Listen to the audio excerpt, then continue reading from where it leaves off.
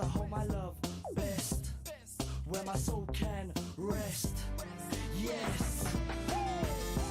Been around the world, but there's no place like home. Oh baby, to the home I love best. Been around the world, but there's no place like home. Keep on and be strong. Oh baby, where my soul can rest.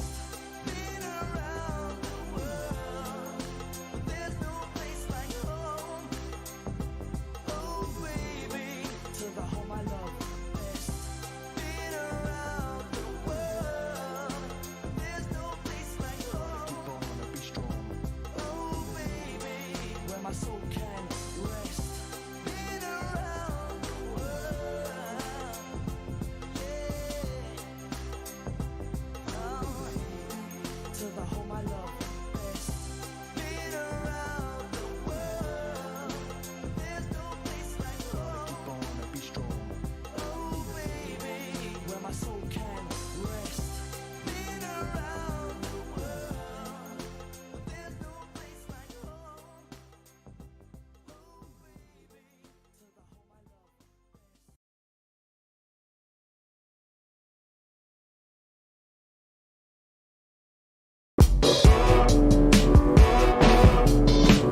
best.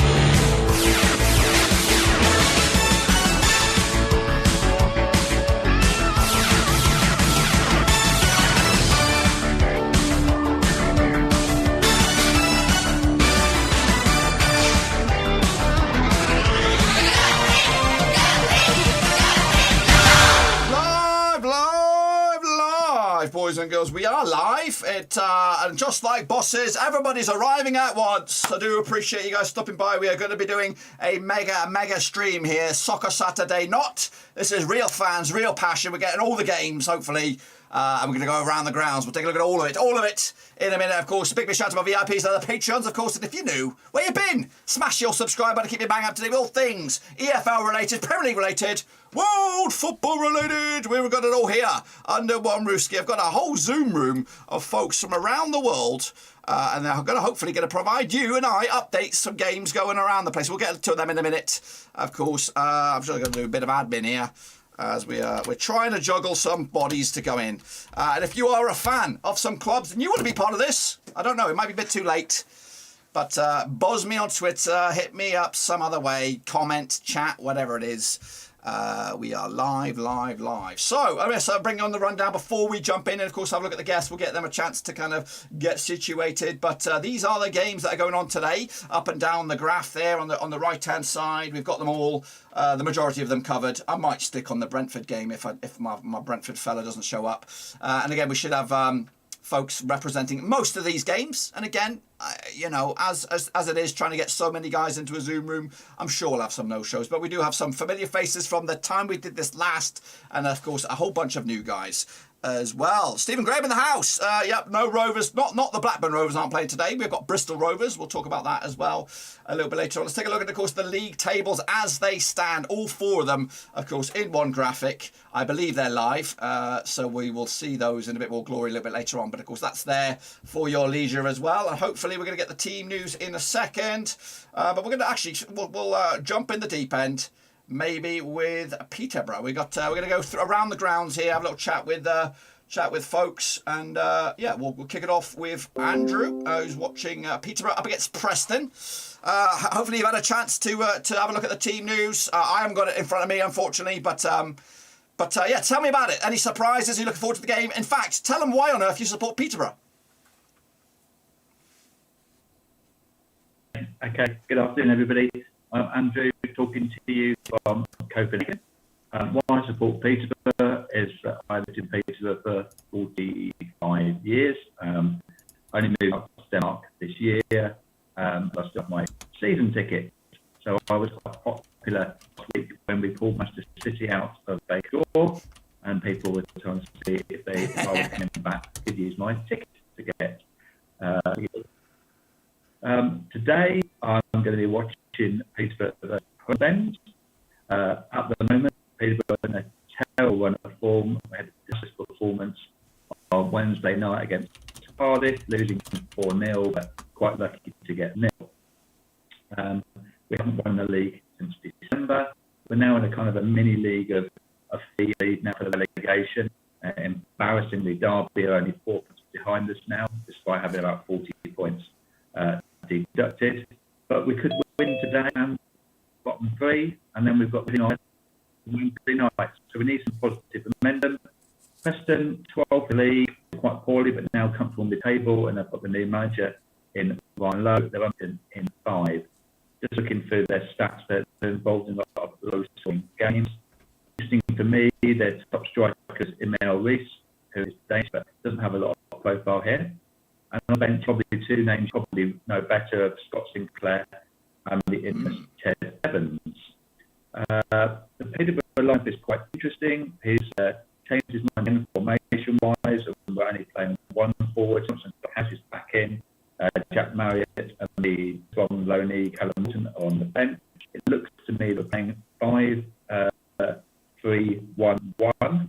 And my prediction, I would say, is going to be a low-scoring draw. But if we win 1-0 with the proverbial ball off someone's backside, I'll be happy. Awesome. So that's where I am at the moment.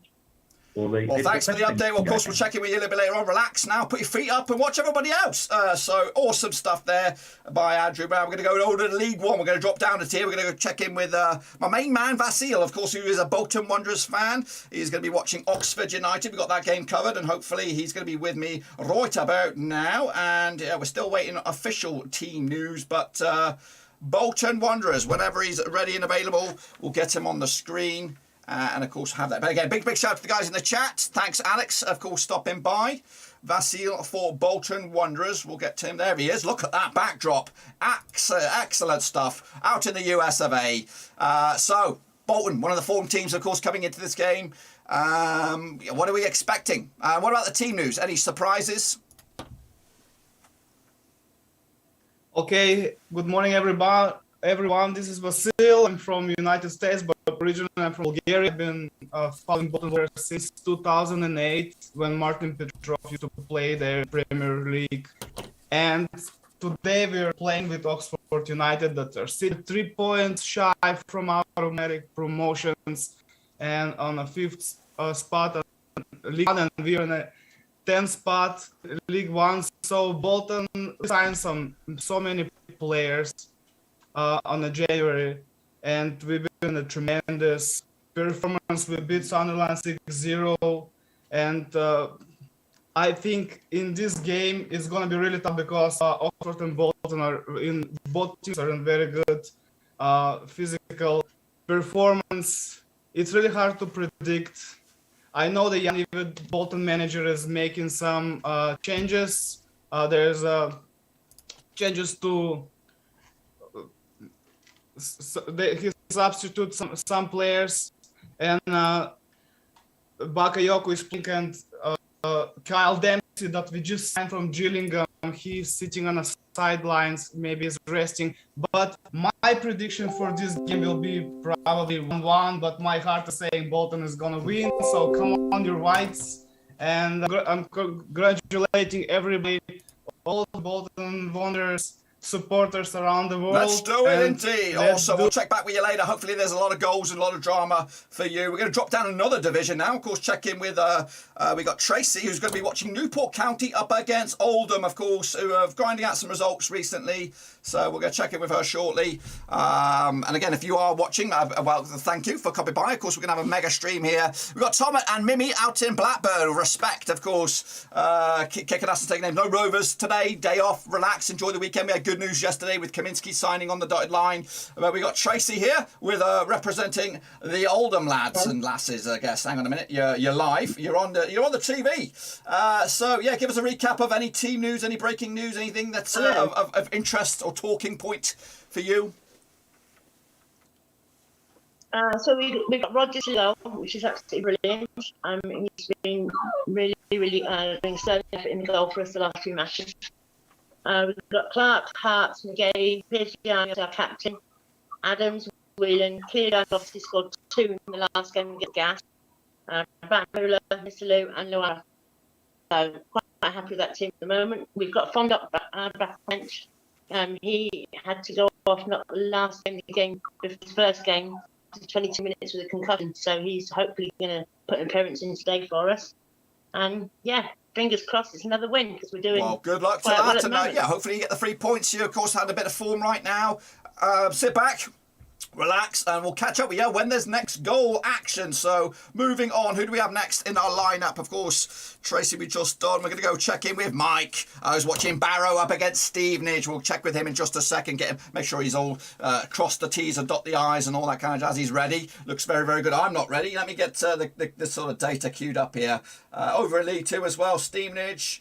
Hang on a minute. Where the bloody hell is it? Oh my, there it is. Barrow at home. That's right. So let's get in. Check with Mike.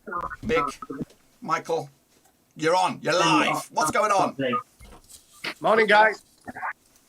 Bluebird. Good morning. Morning, everybody. Afternoon.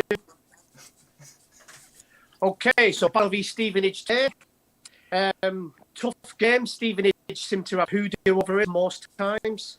So let's hope we can do it today because we need the win. So today's, we've got a few players. We've dropped hundreds of wing backs because they've been conceding too many goals lately. It's pretty difficult to guess what Cooper does. He tinkers a lot and seems to change formations most games. If we keep things, we play bad, we play really good, we think we're going to play it again, we pick the same team, and then we play bad again. So, a bit of a crazy season. But we've got young Platt back on the bench today, who's probably our best centre defender for quite a while. The last 4 or 5 games, he's been anonymous and he's been dropped. So hopefully that's a kick up his backside he needs.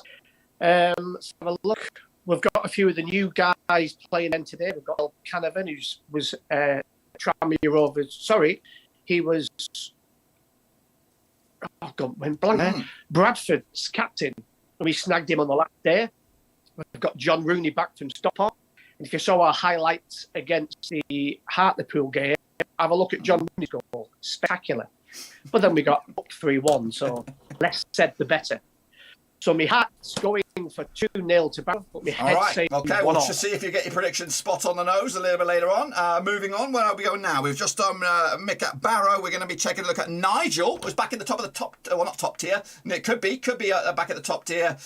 Over in the Championship, though, doing very, very well. Of course, bounced back after that FA Cup thing. Maybe we could talk about that, I don't know. But of course, he is here, and he is live. Nigel, Blackpool are the hosts, yourselves are the visitors. I've got the team news in front of me.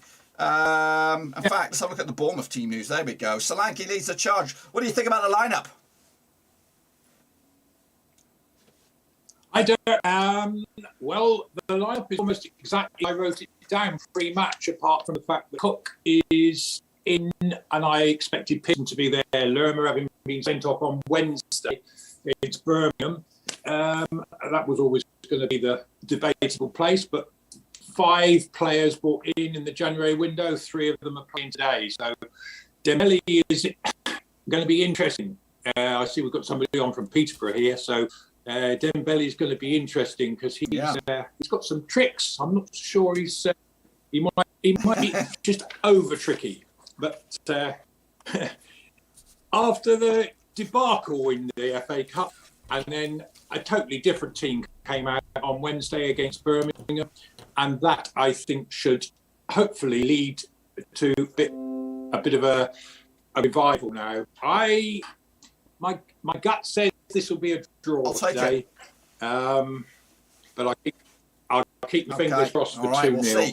Thanks again for that. We'll check in with you. Hopefully there's plenty of goals, but hopefully they're in the orange. That's right. That's one. I'm all going to be rooting for Blackpool. You know why, of course. We've got our own agendas, of course. I checked in there, of course, in the Championship. Let's move on. Where are we going now? We're going to go back down to the fourth tier. Is that right? We're going to go Tranmere with Stevie Boys right there. Result already. The wife Speedy on the old Zoom this time. Let's go. Walsall, the hosts on this one. So let's check in with Steve. I've got the team news in front of me as well. So yeah, tell me about it. Well, actually, it's great to be here. Thank you very much indeed. All the way from, well, not sunny now. It's evening time here in Thailand. And it's a long-distance Tranmere Rover fan who's been a Tranmere fan since my granddad took me early doors many years ago on a Friday night. Tranmere used to have to play on a Friday night because Liverpool or Everton would play on a Saturday. We were there, locking up the gate and putting off the floodlights. That's how many people were there. Very, very few. But it's great to be here now, talking at a really important time, Tranmere. Mickey back in his second stint as manager. He's doing a cracking job. He's basically regrouped a new team. A couple of good loanies have come in and actually ended up as signings. Josh Hawke, who signed from Sunderland recently, and also Leo Connor from Celtic as well. They've been linchpin of the team so far this season. The half is Peter Clark, a veteran player from most of the teams probably on this Zoom call as well. He's been around for a while. He's 40 years old now and still doing a cracking job. And we're actually on a pretty good run, apart from the big stuff like league leaders Forest Green 4-0 the other week. They were streets ahead of us, and that was obvious by the way that they actually played the game as well. Today, up against Walsall, who are just parted with their manager, Matt Taylor. He's gone off to pastures new, and Neil MacDonald, former Northwest guy who played for teams like Blackpool and Everton, gone in as the interim manager there. So they're down there near the bottom at the moment, in fact in 21st place are the Saddlers, and Tranmere in second place and looking for 3 points. One bit of team news that they've had to change: Loney Paul Blacksell from Liverpool is out injured. Charlie Jolly, who Tranmere actually bought from Wigan earlier this season, comes in as his replacement. Kane Hemmings scored a couple of goals the other night. So it's looking formidable, that lineup, hopefully getting through. Well, good luck to you. And yeah, we'll check back with you if there's any goals at the best got. That's right, that's Walsall for you. Moving forward, where are we going now? We're going up and down. It's like a yo-yo. We're going to go check out with Gary, who's watching Bristol Rovers. They're going to be taking on Mansfield Town, who have been on red-hot form. So we're going to check in with him, and it is over in Bristol, so a good chance for maybe them to keep their. I think they've been on recent good form, and of course dent the Stags playoff chase. Gary, what's going on? Jerry! Oh my gosh! Jerry, actually. Why? You're fired. Like it says on the. Give it to me straight, yeah. Jerry. Nice to get a bit of domestic bliss going there from here in the background. Look, I've been Bristol Rovers supporter since 1963 at the old Eastville ground, one with the Greyhound track. And I migrated to Perth in Western Australia back in 1990. Missed the only championship they ever won on the 2nd of May of that year when they deposed the team that were leading the division with 3-0 home win. And the team of Bristol City 1982 limit. So that was great, but I kind of absolutely no one to celebrate it with. Anyway, looking forward to tonight. Tracy was very happy this night when Oldham stopped Rovers' recent bit of good form. We won 4 and drawn 2 of the last 6 games.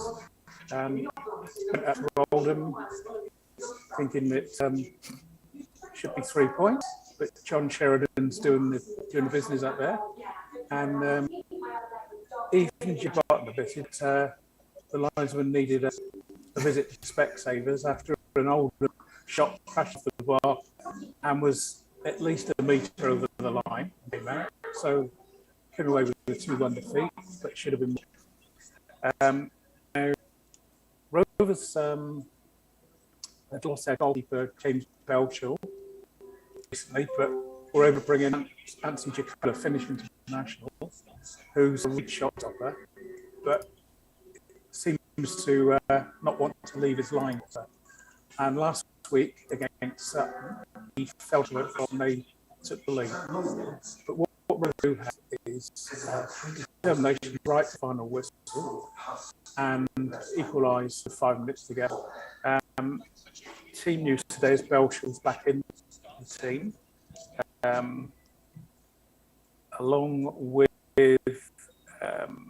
Connor Taylor, who's a loanee from Stoke, a central defender, 18 years of age, but has been picked as an up-and-coming league player by the Football League, identified as a rising talent, and he's been absolutely immense. He missed the Oldham game because he had a heart fluctuation before the game, but he's been tested and something that can be an operation over the summer. It's not a major apparently. Say Belchel's back, Harry Anderson and Anthony's coming in. So 4 changes from the team that were at Oldham. Yeah, so games can be really tough. I'm actually going against the grain.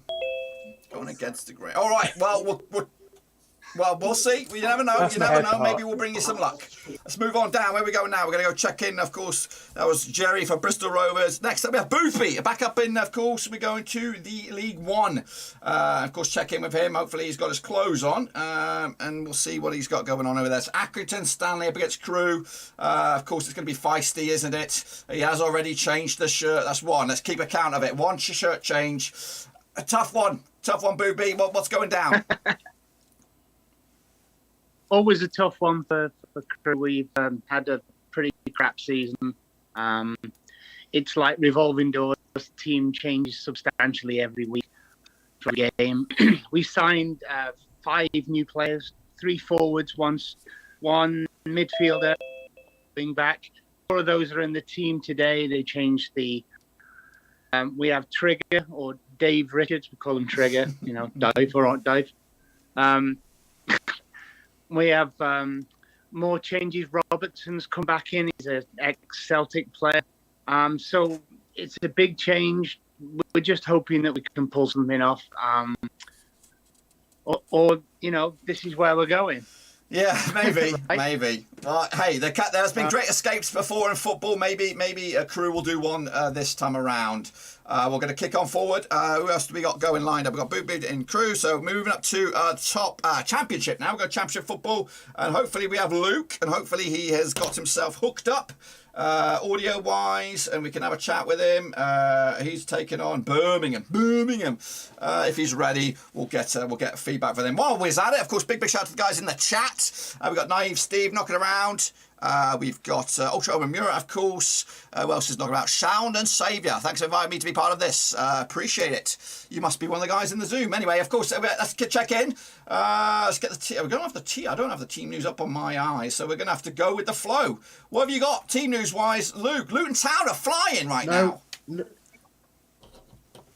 No worries, Doug. I've got you covered. Nobody could have predicted after our 5-0 drubbing at Kenilworth Road back at the start of the season that Luton Town will be only 3 points off playoff positions. Nathan Jones' men have been on the charge. As you said in Mitchell's video, only won 4-1 in the last 5 games. Missed out on manager of the month too, Marco Silva of Fulham, but Luton are on the rise. They do take on Birmingham City at St Andrews, and there's only one change from the team that lined out against Barnsley on Tuesday night with Tom Lockyer coming back in for Gabe Osho, and the Luton Town star as following. James retains his place in goal over the signing of Jed Steer for Aston Villa on deadline day. We have a back four, James Bree, Dave Smith, as well as Lockyer and Reece Burke. A midfield line of my internet gives up on me. we have got for you Amari Bell, Henry Lansbury, Pelly Roddick and Panzu, with Harry Cornick and Elijah Adebayo starting up front. For Bournemouth City today, they've got Etheridge, Colin Henderson, Gardner, Woods, Graham, Bakuna, Hanaz and Taylor. For Luton fans, Troy Deeney does not start for the Blues today. I know they are continuing to protest at St Andrews against their owners, but Luton are coming to rise and they're coming for the 3 Points Society. Everyone's giving their score predictions, but I think it will be a close one. I'm going for 1-0 and hopefully Adebayo Awesome. will be Luke, you're stellar. You know what? I like you. You're very clean and professional. We've got to have a little chat one of these days. I might want to do some other stuff with you because you've got the deal. You know the stuff. You've got the lingo. You sound confident. And of course, Luton Town kicking ass. We're moving on. We'll catch up with you in a little bit. Maybe there's plenty of goals. We're going to drop down another division. We're going to go to League One. We're going to check in with, I think it's Morecambe up against Gillingham. Andy should be with us. I'm just queuing him up now on my end. And the wife will do her bit on her end. Of course, last time around we had 3 Morecambe fellas here. Today, it's all Andy. All eyes on Andy and the Gills revitalised under Neil Harris, hopefully. We had a bit of a chat about that yesterday. I like Neil Harris. I think this is a good chance for him to bounce back. Any surprises in the team news? Hi guys. Yep. So it's my debut on here. So it's great to be here. Andy, just checking in with you. I'm based in Prague in the Czech Republic. Obviously not the Prague over in the US. I've been over here for about 21 years now. So Gills fan for 40 years. Just checking on the teams. No real big surprises for the Gills. You know, we've under Neil Harris, we seem to have stabilised a little bit. We've had 2 wins in the last 3 games. We had a very unlucky defeat at Ipswich last Saturday. Arguably deserved at least a draw, maybe even more. But we've had wins against Crewe. So we had a Crewe supporter on a minute ago. So we had a good win against them. We had to ride our luck at times, and then we beat Cambridge midweek as well. So good to see that we're generally keeping quite settled. We've had a couple of injuries recently. We had Danny Lloyd got injured, which was unfortunate. He's out for the rest of the season. But we've got rejuvenated Aaron Chapman in goal. He came in. It's quite interesting. We brought in a loan signing, goalkeeper, and we thought, this is after our goalkeeper had gone back to Chelsea and been farmed straight off to Dons. So. But that was quite disappointing. We brought in a local goalkeeper. He had a couple of nightmares, and of course, he's in for that drubbing that we had at home to Oxford. And Aaron Chapman's coming, and he's done very well. 3 games, only 1 goal conceded, and we've also switched to 3 at the back. We brought Connor Masterson in. He's coming from QPR. I think previously he was with Cambridge out on loan, and he's slotted in quite well alongside Max Amer and Jack as well. So they've done very well, looking much more solid.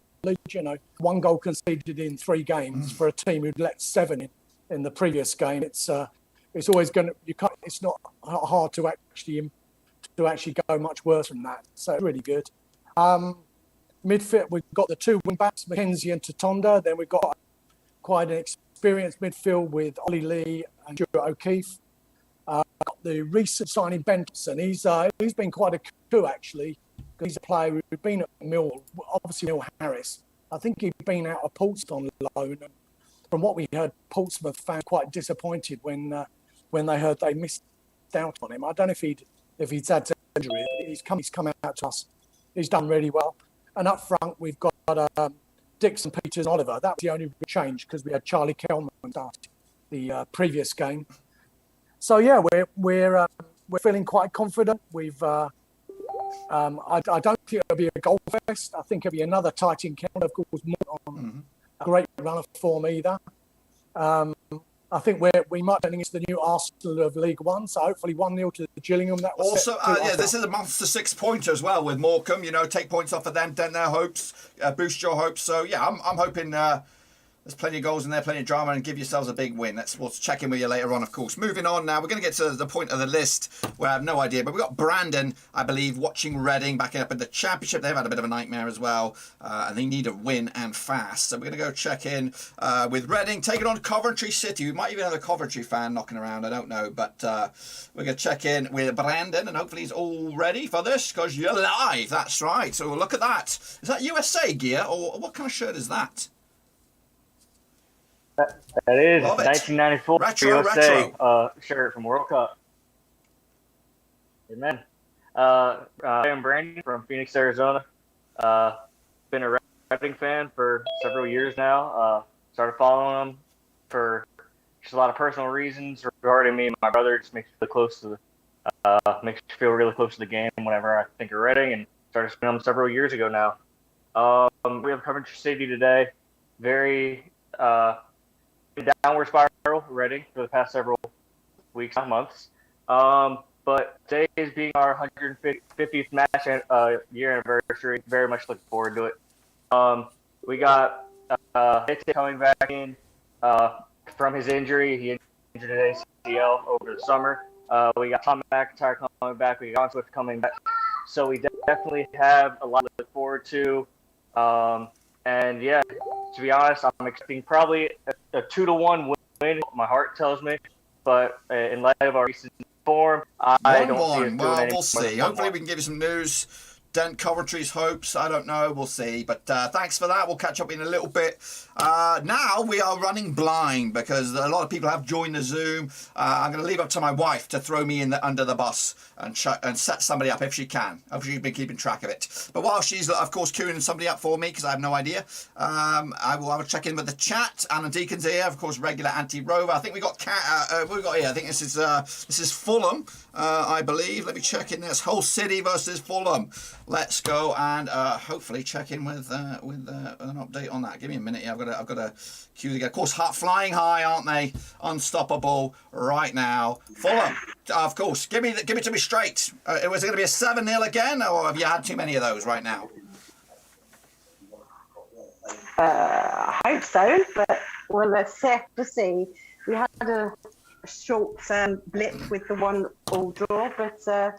Yeah, I hope we can improve on what we did against Hull earlier in the season, 2-0 at home. So hopefully we'll get more than that. I hope so. Any surprises in that 11? Mitrovic starts. Anything bad?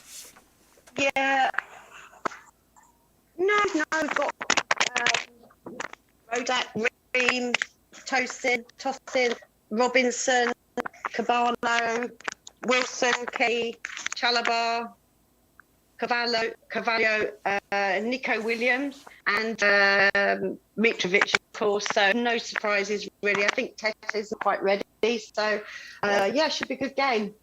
Looking forward to it. I've missed a couple because I've been away. I'd like to say good luck, but I'd like you to slow down a little bit at the top of the table. So good luck, Hull. I say good luck, Hull. All right, moving on. Let's check in with another one. Where are we going?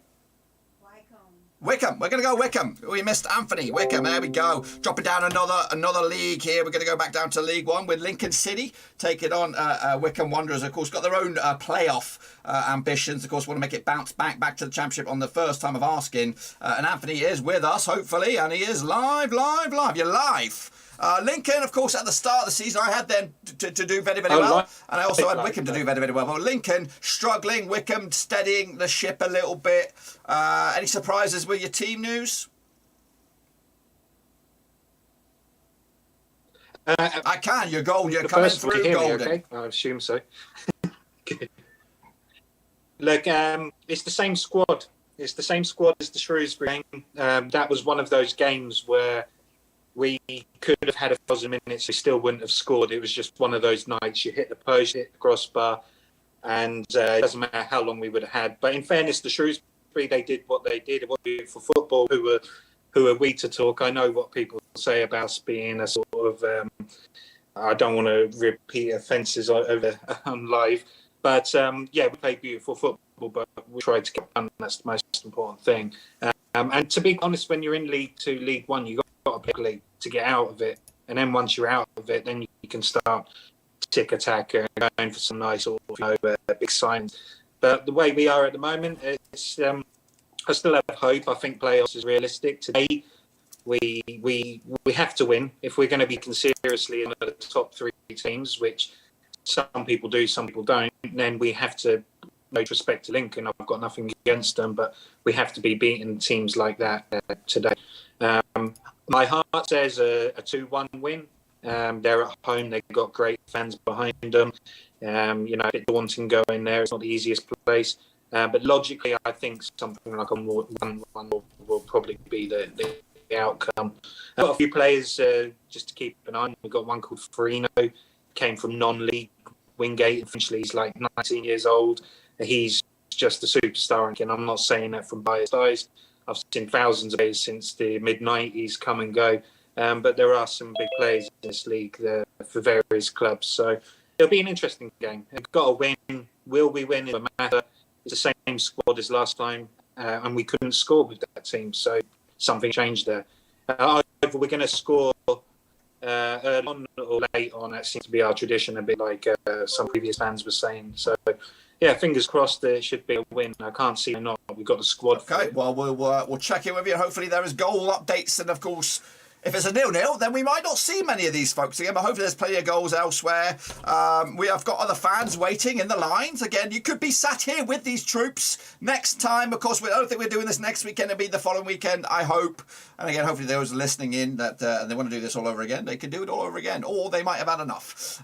We got QPR waiting, and again, another one just like Bournemouth. I hope they lose today, but that's no disrespect to Jacob. Respect to him. He's a veteran of the stream. Not only did it do it last time, he was here last season with the mega one at the end of the campaign. And they got Barnsley today. If there ever was an away win, guaranteed, it's got to be here, surely. Jacob. I don't need you to put that kind of hoodoo on us, Dirk. Warburton has not won a game against Barnsley in 5 attempts, so I'm hoping that this is the one. But like Anthony was just saying about Wickham, if you're going to be taken seriously as a playoff contender, or in one of those automatic spots, these are the games you just absolutely have to win. So hopefully Barnsley do not get their 3rd league win today, and QPR can take care of business. I'm really excited about seeing Jeff Hendrick getting his first start. He's looked nice the 2 times he's come on as a sub for us. So he's replacing our captain Steph Houston, who I guess was a little ill midweek, but he went and saw him. So I'm excited to see Hendrick get his start, and then we've got Elias Chair back from AFCON behind 2 strikers. So a little bit of a lineup change, a little bit of a formation change today, but hopefully that means lots for us. So I'm going a 2-0 win today. It might well be that. I think that's a good prediction. As much as I want QBR to slow down or have a little bit of a nightmare, I think this one's a dead rubber for an away win. Cue me up next, wife. What else we got going on in the Zoom? Again, make sure you give a big fat thumbs up if you're watching this. Get this out there into the YouTube algorithm, because the more thumbs up, the better. It does great. Anyway, who we got, Linda? Anyone? I heard loads of bleeps. I'm sure we got a bazillion people waiting. Surprise me, whoever we have next. Everton. Oh, we're going to the Prem at long last. There we go. I'm just going to move you over a little bit. There we go. We're good to go. Okay, yes. Everton. Frank Lampard's Everton up against Bielsa's boys, of course, over at Goodison Park. Hot, cold start for Everton in the Lampard era. FA Cup did all right. Last time around against the Geordies, not so much. What can we expect today? You're on. Yeah, good morning. Good morning, Durham. Good morning, afternoon, and evening to everyone else. What can we expect today? It looks like Lampard is seeing what he's got with this roster. He's going deep. He's put on Joe Kenny at wing back due to injuries to Yerry Mina and Godfrey. So Kenny is going to be on the back line. The really interesting part of the lineup is Iwobi. There's no better way to get Everton fans riled up than to see Iwobi's name in the starting lineup. Personally, I don't think it's a horror, but Everton fans are just really bored about the money paid for him versus the production we've gotten out of him. So Iwobi starts, and what that does to me is that he's going for a little pace. because he's got him in there with Gordon on the way, probably on the right half, and Gordon in the spark plug these last few games. He's the one who's putting in the effort. He's driving the pace. And then you've got Richarlison and Calvert-Lewin up top, no surprise. So that combination of Gordon, Richarlison, and Calvert-Lewin says to me he's going for a speed game. But then that makes everyone think, why isn't Dele Alli in the starting lineup? Maybe he just needs his legs underneath him. Like I said, maybe Lampard wants to see what he does with Iwobi and some of the other players. It's been one good win at Goodison, one really kind of drab performance at Newcastle. Even though they really did control the pace a lot better than they had under Rafa. Lampard's not the kind of manager who wants him playing sitting back. Had him on the front foot from the get-go in the FA Cup match. I think he wants to get on the front foot again, like Leeds. So in terms of a position, I can't imagine this back line with no Godfrey, no Mina keeping a clean sheet, but I can't imagine Leeds completely shutting out the speed of Everton up top. So I'm going with a draw. Wow, draw. Goals galore. Then we'll be seeing a lot of you. Hopefully good, so I'll be bad. We'll see. And we might have a Leeds fan knocking by as well. Appreciate that update. Well, surprise me once again, my lovely wife. See who else do we have? Yeah, of course. We hang on a minute. We got going on here. I'm going to move you over a little bit, and we have, hang on a second, I can't see the name. It's Forest Green Rovers, yeah, aka the Vegans. The Vegans are here. Hang on a minute, I'm going to jump over there. They are kicking ass and taking names, of course, over in League 2. They're running away with it right now. They need to slow it down, make it a little bit interesting. Of course, let's talk about the team news or your prediction for today's game. Greetings. Greetings from California. I'm actually a vegan chef here in California, and I've been a long-time fan of English football. And I think it was 6 seasons ago, the second season before Forest Green joined the league, that I heard about what was happening at the team in the stadium there. I'm a fan of theirs and been following a lot. I was actually a finalist for the chef position a couple of seasons ago, but Brexit put a stop to me being hired for that job. So I stayed self-employed out here in California, which I don't mind doing whatsoever. Obviously, we're having one hell of a season. The new coach, Rod Stevens, has completely changed the team, the culture around the team. We actually managed to get through the transfer window with not a single loss, which is unheard of for a top-of-the-table team, with so many players playing absolutely exceptionally well. A lot of really great young players got us from League One and Championship teams. They all turned them down, want to stay. I guess they all know they're going up to League One next season together, obviously. Our two center forwards, Matty Stevens and Jamil Matt, have close to 40 goals between them. Our two wingbacks, Kane Wilson and Nicky Cadden, 21 years old each, have 20 assists between them. So offensively, it's been unreal. And Luke McGee, the goalkeeper, has been incredibly improved since last season. Many clean sheets, almost as many clean sheets as Tron Muir, of course, but we want that. The complete annihilation of Tron Muir last week was quite enjoyable to watch, or 2 weeks ago. It was really enjoyable to watch. Friendly, fun rivalry between those two teams, of course, going back to the time when we beat them in the finals to get up to the league. And there's been some great games between them ever since. I don't really have a prediction for today. Anybody can beat anybody in this league, though. Of course, we've only been beaten twice this season. I think a tie. I'm gonna. If I had a, I don't like to make predictions, but since we lost 2-2 is my prediction, I do think it's going to be fun. Sutton are playing very well. Over their head, it seems like. First time back in the league, and they're playing quite well, fighting top of the table as well, too. Fun stuff. League Two has been a lot of fun to follow this last few seasons. Learned a lot about a lot of these teams that I didn't know much about before. Just prior to becoming a FGR fan, I just watched the Premier League and the Champions League, and I watch a lot of German football, too. St. Pauli is my favorite team in Germany, in case anybody was wondering. And my local team out here are the Oakland Roots. We play in the United Soccer League, which is equivalent of the second division. It's hard to call it that way since we don't have relegation, unfortunately, which is really unfortunate. It keeps soccer or football in this country limited to a great extent. The Oakland Roots are a brand new team. This is our second season coming up, and it's a team that's only 2 miles away from where I live, and I can go over there with some friends and catch games. Last season due to COVID, I didn't catching games, but this season I plan on catching as many games as I'm not working at night.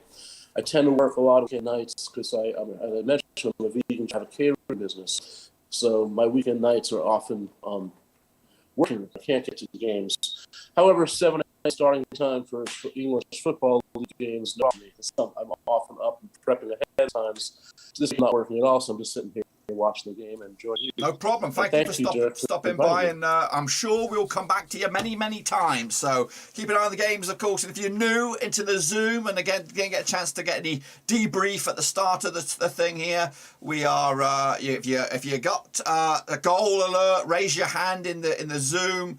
I don't know if I will be queuing the people up or my wife will be queuing people up, but either way. Next up, who do we have next? Lovely Linda in the hot seat, of course. She's got the hardest job in the world. I just have to talk and keep them distracted. We have Howard, the big boss man is here, and of course we might have a Middlesbrough fan, so I'm saying keep the daggers at bay. Of course, with all them shenanigans going off. So Howard is with us. I'm just queuing up the data. So you are live, Howard. What are we? Derby are doing amazing considering the restrictions and the deductions and all that. They've been, I think, one of the most awkward. Huh? It's all right, Linda. It's okay. TV can be loud. But anyway, they've been incredibly good form, and of course, without the deductions, they'd be flying high. What are we talking about, Howard? Give it to me straight. Well, we certainly would be flying high if we hadn't lost 21 points, but we did. So we are where we are. But we're 4 points off safety now. Don't think we're going to get 3 of them today. My prediction for the game is unfortunately. So any surprises in the team news for you? Well, in January we lost 9 players and weren't allowed to sign any, thanks to the EFL. But we have had one present, and that is return after a year from injury of Christian Bick, who scored an incredible equaliser against Birmingham in the 6 minute of injury time. But having him back, it's like having another player, and the guy's class.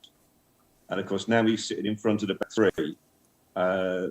That's giving Max Bird license to start causing problems further upfield instead of being the anchor man, which he's had to be all season. We'll be safe. News yesterday about the deal between Gill and Morris. What that's nobody knows. All we know is that there is an agreement, and then Morris has agreed to pay Borough some money, or agreed to underwrite anything that a court awards them. Nobody knows. So it's nice that there is an agreement, but yeah. What's it all about? I think we're going to play the waiting game on that, and hopefully it all works out for you guys after a difficult couple of seasons, and just get it all sorted out and turn Derby back into the team they were once before. We'll kick on forward and check in with the next one. Linda, throw them under the bus or surprise me. Again, I don't know, because there is a pecking order. I think we're trying to do whoever showed up first. And who do we have here? And again, I'm also running a little bit blind. We got Steve. Steve is a supporter of a team. I don't even know. We're gonna go with it. I'm gonna kind of kill this bit here, and we will. What have we got? Coventry City. All right, we could do that. I could do that. I love the badge. Love the Coventry City badge. Give me a second here. I'm gonna get you queued up. And there we are, of course. Yeah, Reading today, Coventry. Honestly, an amazing season for them. Didn't expect them to be where they are. They're a little bit hot and cold right now, up and down. But I guess wherever you fit, I think you're good for this year. You're going to finish top half. But how close to the playoffs? It's a shame with Coventry, to be honest, because we're playing some incredible football. The pass is... I've never seen passing at Coventry as good as it is right now. And I just want to say, though, to Howard earlier, the Derby fan, I feel your pain, brother. And I think most EFL teams like Coventry, teams in the Football League, can feel what you're going through right now, mate. And I just stick with it. That's all I can say. In terms of Coventry, we're a great team. We are one of those teams that just we pass the ball around so very well. We've got a good team out today. We were very to not beat Southampton in the FA Cup, and then to not get those 3 points against Blackpool. And it's one of those. We've got a good team out today. You can see us. It's going to be a struggle. I think one of those teams that they're going to be a tough team to beat. But if we go from being with a point, great. 3 points, fantastic. If we get into into playoffs, that's awesome. But I think mid-table for us is a great system. All the best for today, and of course I've got to sit on the fence here because we've got a Reading guy, we've got a Coventry guy, so I can't be biased and try and give you the win. So a draw would be probably fair. Okay, we're getting close to the kickoff. Still got a few minutes to chat about the games. Once we get going, I might still be able to talk to a few of you if you're able, because I don't want to ruin the game for you. But again, we will hopefully get updates. And again, remember to raise your hand if there's goals. I'd rather you come to me with goals than me go to you and say there's a goal and kind of spoil it for you. So next up, anyone else? I'm sure there's actually looking at the list. It's at poor wife. I tell you that now. My wife has got the right old end of the stick today. We've got Alvin, who's Leeds United. We have both sides of the coin on that one. So again, a draw would be fair on this one, and maybe that's what's Arvid. Again, a pronunciation. I am sorry, but that's my baby. I always butcher people's names, not on purpose though. So we're going to bring you in, Everton, the hosts, yourselves, the visitors. Beelzebub. What's it all about? You think you've got something in the background, some sort of audio, or is it me? It might be you. I think it's you're good. You're good. Not myself. Okay. Yeah. Hi, Arvin from Malaysia. It's good to be here. Lifelong Leeds United fan. Really excited about today's game. Marcel Bielsa has named the same starting lineup for the game against Villa, so we come off the heels of a good comeback against Villa. We've got some history in Frank Lampard for the whole Bielsa gate scandal in the whole championship. So it's going to be quite interesting how the two teams go up for each other. I think it's going to be a lot of goals in this one.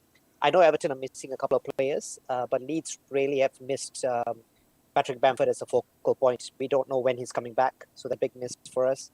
But we'll get some. We'll score. I'm quite confident we'll score. It's a matter of kind of shutting them out, which we've struggled to do this season. 3 clean sheets.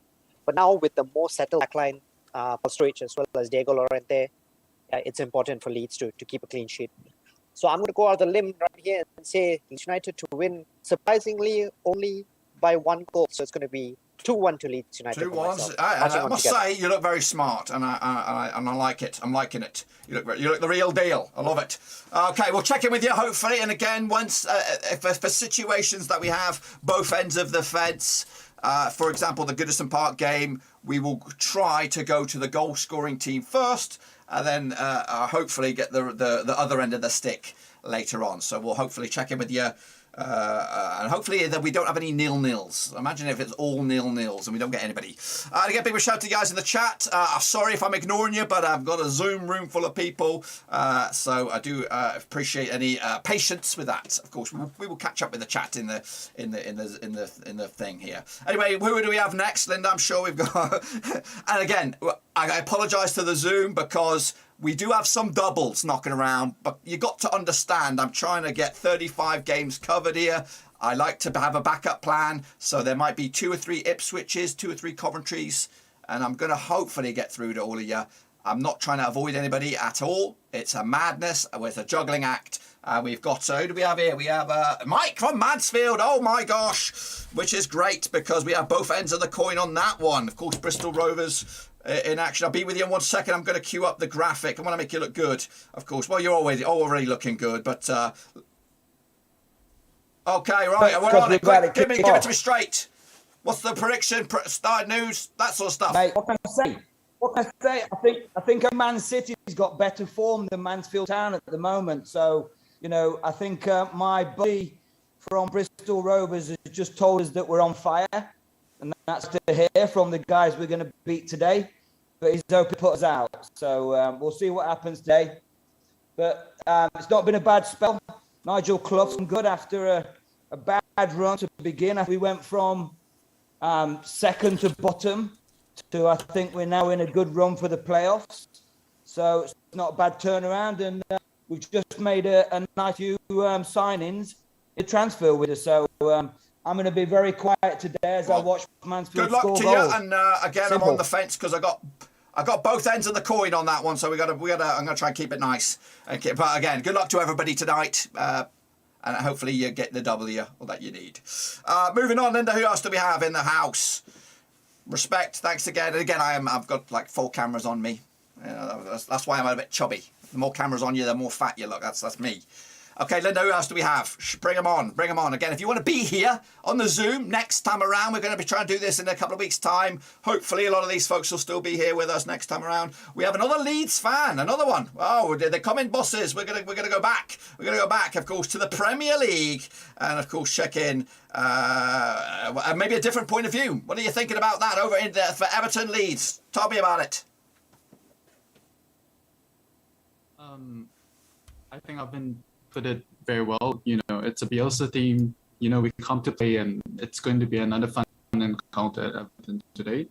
Obviously, again, we have a bit of history with Lampard, and personally, I'm hoping to nick some points off Everton this afternoon. But you know, probably a draw would be the expected. It is actually quite tight at the bottom of the table there, and I would say this a win here gets a big of a boost for both Everton and Leeds, because it's getting quite tight. Norwich are getting results. Who else is getting results? Burnley picking up a cheeky draw against United. So I think a result here for either side will boost their. And I don't put these in the relegation discussion, but they need to get some results, both of the two sides, because it's getting a little ugly down there. Okay, well, again, we'll check in again. Again, quite a lot of eyes on that game. Got at least 3 sets of eyes on that game. So I don't know if we could do all every time, but we'll try and rotate. So if there's a goal at Goodison Park, we'll check in with one Leeds fan, then we'll get the Everton fan, and then when there's another goal or something else, we'll bring in the other one. So we don't want to go OTT. Kicking off forward anymore, Linda? I'm sure we got plenty. And again, thanks for stopping by. We are getting close to kickoff, if not kickoffs already. And I'll bring you bang up to date with the games and goals elsewhere. Of course, I've got Leighton Orient in the house. Bloody hell, another veteran of the show. We love it. We're loving to see the guys come back. The game is about to start, if not started already. And a difficult one against Salford City. In fact, yep, it's 0-0. Give it to me straight, Brant. Where are we? Down, I lost my name there. Brant. It is Brant. Of course it is. Talk to me.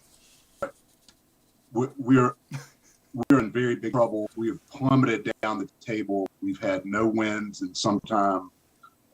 We haven't scored. In January, we didn't have a goal because we didn't have any goals. So we are trying to get some offense during the transfer period. We got a bunch of youth players, and then one of our best midfielders went out. So we got a very older player to come in who's a journeyman. The fan base is confused about where things are going. We do have trust in the board, but the beginning of the season was very good for us, and we were very optimistic. And now we are 8 points up above relegation, and we just don't know where the goals are coming from. So hopefully things can turn around. We've had a lot of injuries, and Paul Smith, probably our best player, went out with a punctured lung a few weeks ago.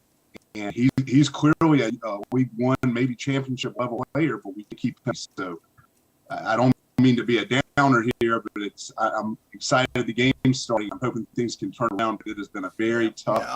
That's not where I expected Kenny Jackett's boys to be at this stage. So I was thinking they were destined for promotion. Again, we'll check out Brisbane Road. Is it today? I'm trying to think. I've lost you. Yes, it is. Salford City away. Linda, we got a raised hand in Mike at Barrow. Let's go check in with him if you're available to do that. I don't know if there's any drama, but he's trying to bring our attention to himself. So check in over there. If you breaking news, that's good. What you got for me? We've got a 15-minute delayed kickoff at Barrow due to the expected crowd. We're expecting 37,000. Okay. So it's a delayed kickoff. Obviously, that's a joke because we never get them many fans. There's been an electrical fault. Okay. Currently, 15 kickoff. Hang on a minute. Where's all this noise coming from? Turn my bad boys down. All right, we'll catch up with you when, of course, we get to you. We're going to have a little bit of a break from the folks unless there's some goals going in. And it's going to be quite mad, actually, me keeping tabs of this, but we will give it a bloody good go. There are goals knocking in all over the place. I can probably give you an update. The Pirelli, it's Burton now been 1-0 up against Cambridge. I don't think I'm a Burton fan, so that's good. Again, if possible, Linda, yep, good. Take care of the raised hands in the chat. We've got Bradford. Let's go check in with Bradford if he's ready. Graham, watching. Who are you watching, Brad? You're watching Exeter City. Awesome. We've just kicked off, and I'm surprised that Bradford have actually got a corner straight away, because at the moment we're the epitome of mediocrity, really. Right middle, we've one loss drawn, and we've not been that clear in the last 9 games. So this is going to be an interesting match. I'm not expecting much. So I don't think I'll be raising my hand at all. I'm going for a 0-0. 0-0 draw. We'll see. We'll check in with you, of course, if there's any drama going on around the place. I'm going to have a quick scan through the Zoom, see who we have and who we haven't got. George Lowe. We've gotten him already. Good. Who have I missed? We've talked. Let's check in with Watford, Norway. Ollie, a.k.a. OJ, who's watching, hopefully, Watford against Brighton in the Premier League. He's there and he's looking glorious. Look at that. Give me a minute. I've got to get your graphic on here because we want to know what's going on in the game, just in case there's any drama. Of course, I'm a small Watford fan. We used to live down there, me and the wife. We lived in Ruislip, which is just down the road. Of course, Watford then. Tell me about, of course, Roy Hodgson, new era, hopefully get some points on the board. It's his first home match as a manager, and the match is 4 minutes old. It's in glorious sunshine. The weather is really nice, and he's been welcomed. And so far, I must say that Brighton has had the pressure and also a big chance, but not all so far. We're very pleased that we're having a good team out. Sarri is back, though he's on the subs. But I got good hopes that Watford will be doing much better now. Okay. With Sarri back. I'm hopeful for you too, Ollie. I need them to stick around in the Premier League and get them Dingles relegated. If possible, Linda, I think we need to go to Rochdale. I think we might have our first goal of the day, and again, hopefully it's been a while, so hopefully they've seen it. And it is Howard with Rochdale. We're going to try and check in with him shortly. Meanwhile, I'll bring you back up to date with anything else going around the place. Still 0-0s across the Premier League. I've got 2 of the 3 Premier League games covered. Howard is with me. I'm just going to bring the graphic up, so give you a chance to kind of stretch your legs a second. It'll be literally a second. Is it Rochdale? I'm looking at the wrong bloody thing. I'm looking at the wrong day. Give me a minute here. I've got the wrong graphic on here. I got you away. So, where is it? Hang on a minute. Forget it. We'll go to you. I'm just going to get rid of the stupid graphic thing here. What's going on? Rochdale. They're taking on. Who are they taking on? Harrogate Town. Harrogate's first attack, and Harrogate's first attack, and they scored. Dale defence to clear the ball, and I can't remember who it was, but it struck it in from the edge of the box right to the top corner. Oh, so 1-0 Harrogate. We don't like that. We ain't got no Harrogate fans here, so I'm all against this.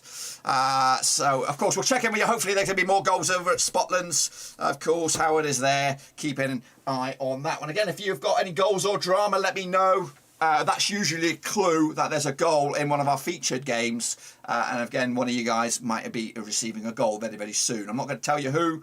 Don't, and again, just raise your hand if you got it. Let's go over with Wycombe Wanderers. I think it's Anthony with Wycombe Wanderers. That's right. And I guess he might have a bit of bad news for Anthony. And I'm just going to cue it up on the graphic here. Let's go over to Anthony. I think you're live. That's Ipswich. That's the wrong one, but we'll get to. We'll check in with you in a minute. Ipswich, Anthony, Wycombe Wanderers, Linda. We'll get back to Ipswich Town in a second, but we have a goal. We've got to report on the goal, so we're going to check in with that. Is he not? He's not there. Oh, lovely live TV. He's there. Hang on. There you are. Unfortunately, you're back, but for the wrong reasons. Hello. Give it to us straight. It's ironic because in the first 3 minutes we literally had 3 attacks. They played on the counter attack down the wing. It was a corner. They played the corner smart, played it out to the outside of the box and just hit it first time. Lovely goal from Lincoln, totally against the run and play. I'm pissed off because we do this all the time. It's schoolboy errors. That's the reason that we kind of lose these silly games. But, you know, there's still, we still got 83 minutes, 84. Yeah, if you could see early, you got loads of time. Let's check in with the Ipswich boys there. There was one that we just had there, Linda. I apologise. But I'm trying to get the goals as and when. Pretty much close to the money. So Ipswich, who do we have? And then we had a couple of guys queued up for Ipswich. We had Graham or Nick. Which one do we have? It is Nick. Nick is with us, and hopefully, good afternoon. How are you? How's it? How things going? Ipswich Tigers, MK Dons flying high. Yeah, huge game today. MK Dons are a great side. Both got really good young managers. We're through a transition period with Kieran McKenna coming in. Our brand of football is really, it's in progress. I think today's a big test for Ipswich. If we can settle down and if we can get a result, even a point would be good today. Since McKenna's come in, it's 6 wins from 8. The playoffs, that's our ambition. But I think, to be honest, if we didn't quite hit the playoffs this year, I think we'd be happy enough the way the club's going. Since the takeover, Brett Johnson, game changer. Ipswich are starting to sort of make the right noises and backed by 7,000 fans at Stadium MK today. So huge following. If we can get the result, then I think we can start looking at it. Good luck to you tonight. I've got no MK Dons things, so I'm all for you. I'm all Portland. I'm Portman Road, but they're not. Let's do it. All right, kick off forward. Who else do we have lined up? Linda. Who's Brent? Who's this? We got Oldham. Is there some drama over in Oldham? So that's what's going on. I'm all over the place. Let's go and go for it. So we've had Battenborough in the box. We overplayed it a little bit, but yeah, Newport are coming out quite hard here, so I think it's going to be a bit of a tough match. They're taking it forward again, so good stuff. Checking in with Vasil for Bolton Wanderers against Oxford United. There might be some drama over there. Let's go check in at the. Where are they playing? They're playing over at the Kazam, I think, and it might be bad news for our spectator. Has scored 1-0 against Bolton Wanderers from the set piece. Say it again. I missed it.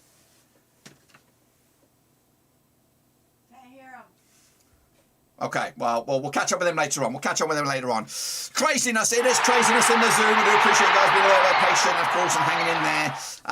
We might be going straight back to Vasil in a second. Maybe you can give us a bit of an update. But Linda's got Everton queued up here, and we will go check in with him right here, right now, which, of course, is Andrew. Andrew's watching Everton. And what's going on over there?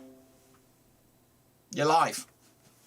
1-0 to the Toffees in the 10th minute. The Toffees have started out really fast. They're trying to out-Leeds. They're just coming waves, playing a constant attack. They have the first 4 shot on goal, and then we have Van der Beek on the about 10 yards out on the side of the box, sends in a cross. It gets knocked around, and Coleman heads it in right on the line.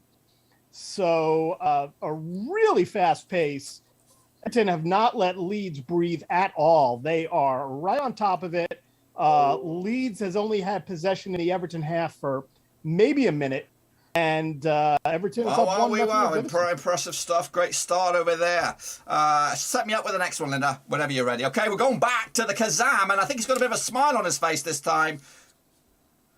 All right, we have a breaking news. So there was a fall around the penalty kick, and Oxford United scored from a set piece, and 50 seconds later Bolton equalized. So there's 2 goals in 1 minute, guys. 1-1 from Kazam Stadium. Oxford United and Bolton. Both teams are playing really aggressive. football, and I think there will be many goals in this. Okay, we'll check in. So he's got all the goals right now, 2 for him over at the Kazam. Let's take a little bit of a breather, unless there's some drama. Of course, set me up whenever you're ready, Belinda. But of course, there's no goals in the championship so far, so that's pretty good, unless something goes in at the minute. We're going to be going back over to Oldham, I think. And of course, Oldham got up against Newport County. Any goals? But we just had our first yellow card, and one of our guys got pulled over by Bennett. So Bennett for Newport County has just had a yellow card, and unfortunately didn't get anything from the free kick. First yellow card in the books. All right. So over in League One, we're getting some more goals elsewhere, and I think there's even a goal in our featured game. When I say featured game, we've got a whole bunch of them coming at you. And of course, whenever that's been recognised, raise your hand in the chat. I don't want to be party poopers, because you don't want to. I don't want to upset you, and I don't think this person's going to be happy when they realise there's been a goal. So kicking off forward again. Big shout out to you guys in the chat. This is going to be manic. Yeah, we'll check in with that. So yeah, 0-0's in the Championship, of course. Just the one goal in the Premier League. Everton, of course, beating Leeds, and of course in League One, there's goals all over the place. Over in the Kazam, there's 2 of them anyway. There we go. Let's go check in with. Maybe I'm an unlucky penny for you, Boovy, but it is Accrington standing over against Crewe. What's going on over there? New shirt as well. Loving it. Keeping it smiling. They scored from a corner on the right side, and a powering header from Sykes. Great goal. Unfortunately, we're just lying down as usual. But still early days. Fingers crossed we can get something out of this game. Yes. Commiserations. Hopefully next time we come back to you, there'll be a goal at the other end, of course. So yeah, 1-0 Accrington on that one against Crewe. And we've got a couple of guys in the chat saying, come on, Accrington. Well, we don't want to do that. We don't want to upset Boothby. And there's confirmation of the delayed kickoff between Barrow and Stevenage. Of course, we might be going. I think there's another goal in one of the featured games. We'll get over to that in a minute. When they've recognised it. I've got any Wigan or Charlton fans in the house. We were supposed to have James from Charlton. I don't even know if he's here or not. He was supposed to be here. But if not, it's all right. Thanks for that, Travel and Tie. Yeah, we're doing we're going around the grounds. Of course, no Rovers in action today. We're going to try and bring you, of course, goals in action elsewhere. So there are 1 Rovers in action at least. That's Bristol Rovers. They're taking on, of course, Mansfield in one of our double headers here, of course, with both fans on either side of that one. I've got nothing on that game.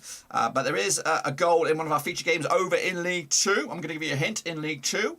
And we'll hopefully get confirmation of that in a second.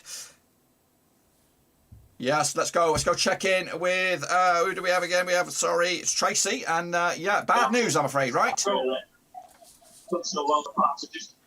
Yeah, totally gutted. So it's been pinged on the box a bit, and then Haynes from outside the box took a shot, and it just took a bad deflection. Really unlucky, but we just didn't deal with the threat. Go again. It's still early, of course. Yeah, 1-0 to Newport County, who are contenders right now. So let's realise that they are going to be in the thick of things later on. Hopefully this graphic here will show you the goals and games going on elsewhere. I think it's live. Of course, we'll leave that on the screen for you for a minute. I work in Wigan, if that counts. Mark Greenwood, wow, no, you're a Rover. I know that. We talked about that before many, many times. Of course, do we ever get a Middlesbrough fan on it? Maybe not, I don't know. Again, but if I don't get a chance to speak to you on a casual basis without any goals in that, it's because, I was hoping to get through that early doors and get the introductions out of the way. But yeah, next, if there's any more goals and drama, Linda, or at least hands raised, let me know. Because I think there's a goal in, again, one of our featured games. We'll get to it in a minute as well. So, yeah, let's remind ourselves of the goals and drama. Of course, to start in League 2, we got Newport County, of course. We just got told about that 1-0 up against Oldham. We have Rochdale losing. It's Harrogate again. 2 of our eyes are on those games, and unfortunately, they're on the wrong side. Of course, over in League 1, we've got goals, of course. Again, I must be an unlucky penny, because everybody we have seems to be losing. Over in the Riverside as well. Let's check in with Howard and Derby. Unfortunately, bad news as well. Yeah, bad news. A 10 clearance from by the corner flag. Thompson had the ball taken off him, cross comes in, and Lee Buchanan put it in his own It's not the way to go. OG as well. So 1-0 at the moment, down. Again, it is early. We're 15 minutes into the games. So, hope. 15 minutes, we've had Yeah, 80%. well, let's hope the possession turns into goals. But Chris Wilder knows what he's doing as well, which is awkward. Let's, of course, check in, of course, with other games around the place. Just the one goal in the Championship, and that was that one over at the Riverside. And a big shout out to the guys in the chat who are watching other games across Europe as well. We're not going to include them right now because this is a spaghetti junction right here. We're keeping an eye on all these games as well. So far, so good. Anybody we haven't had a chance to speak with, Linda? Like, who? I'm not sure if I added them or not. What was the name, sorry? Cardiff City. No, bring him on. If he's ready to go. Ellis, let's check in with Ellis. Of course, he's watching. What do we got? Millwall against Cardiff City. Yes, we had a bit of brief chat midweek, actually. He's over in Poland. That's right. How's it going? Yeah, it's not so bad. It's a bit of a rough start to the game. I think Millwall dominating, I would say. It's a very bitty game, two aggressive teams, just kind of trying to figure each other out. We've had an attacking free kick on the right-hand side, but awful delivery by Doyle. And I think teams are just trying to work themselves out at the moment, but nothing overly. Cardiff are one of the form teams right now, and maybe they'll grind out another win against Millwall, of course. Who else do we have, Linda? Anyone else that we haven't had a chance to grab with? You have lost track. Let me have a little scan down the Zoom then here.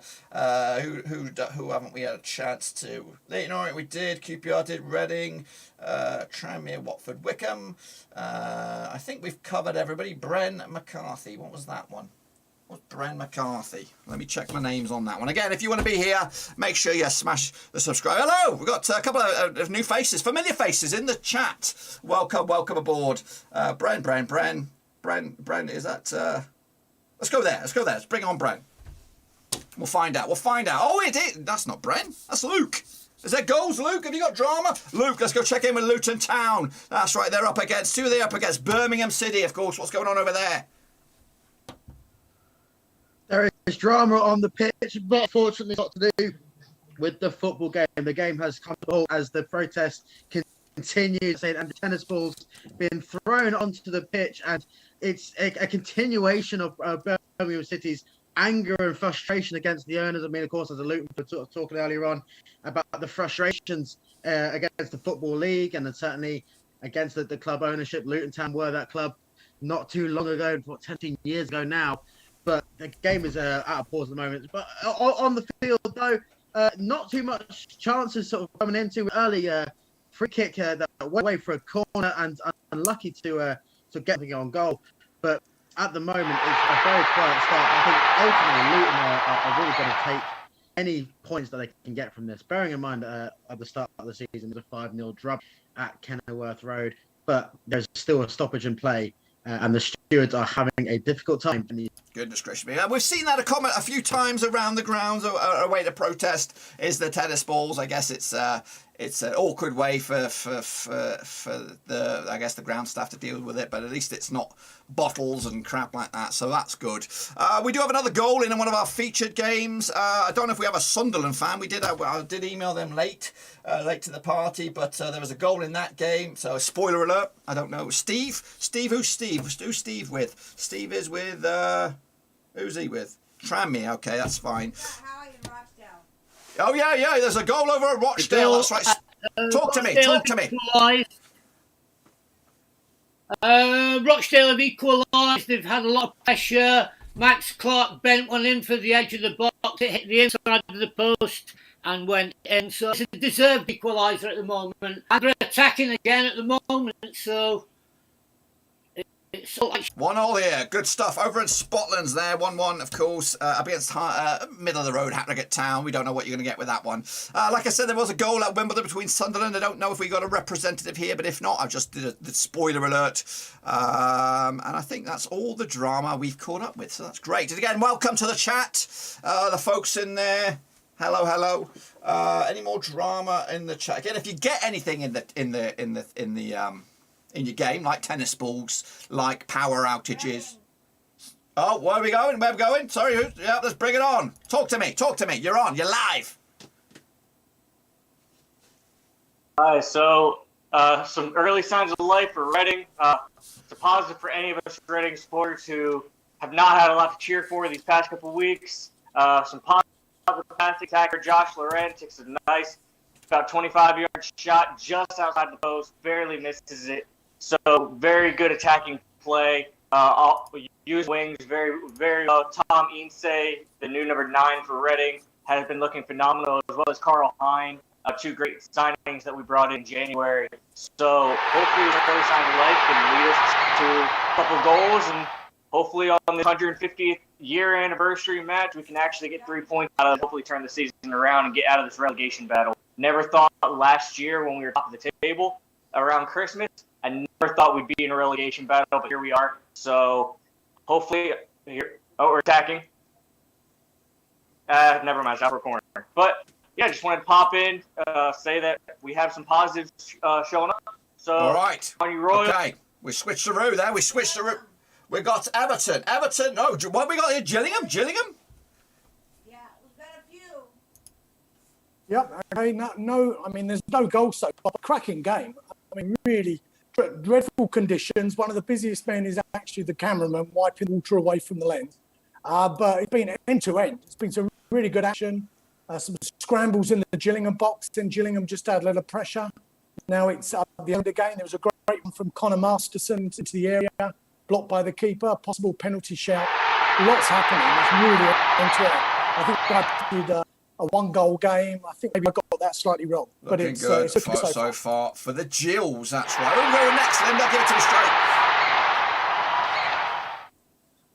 Steve, okay, cue him up so I know what you're talking about. All right, Coventry City. That's right. Let's go. Bring it to me. What's going on for Coventry?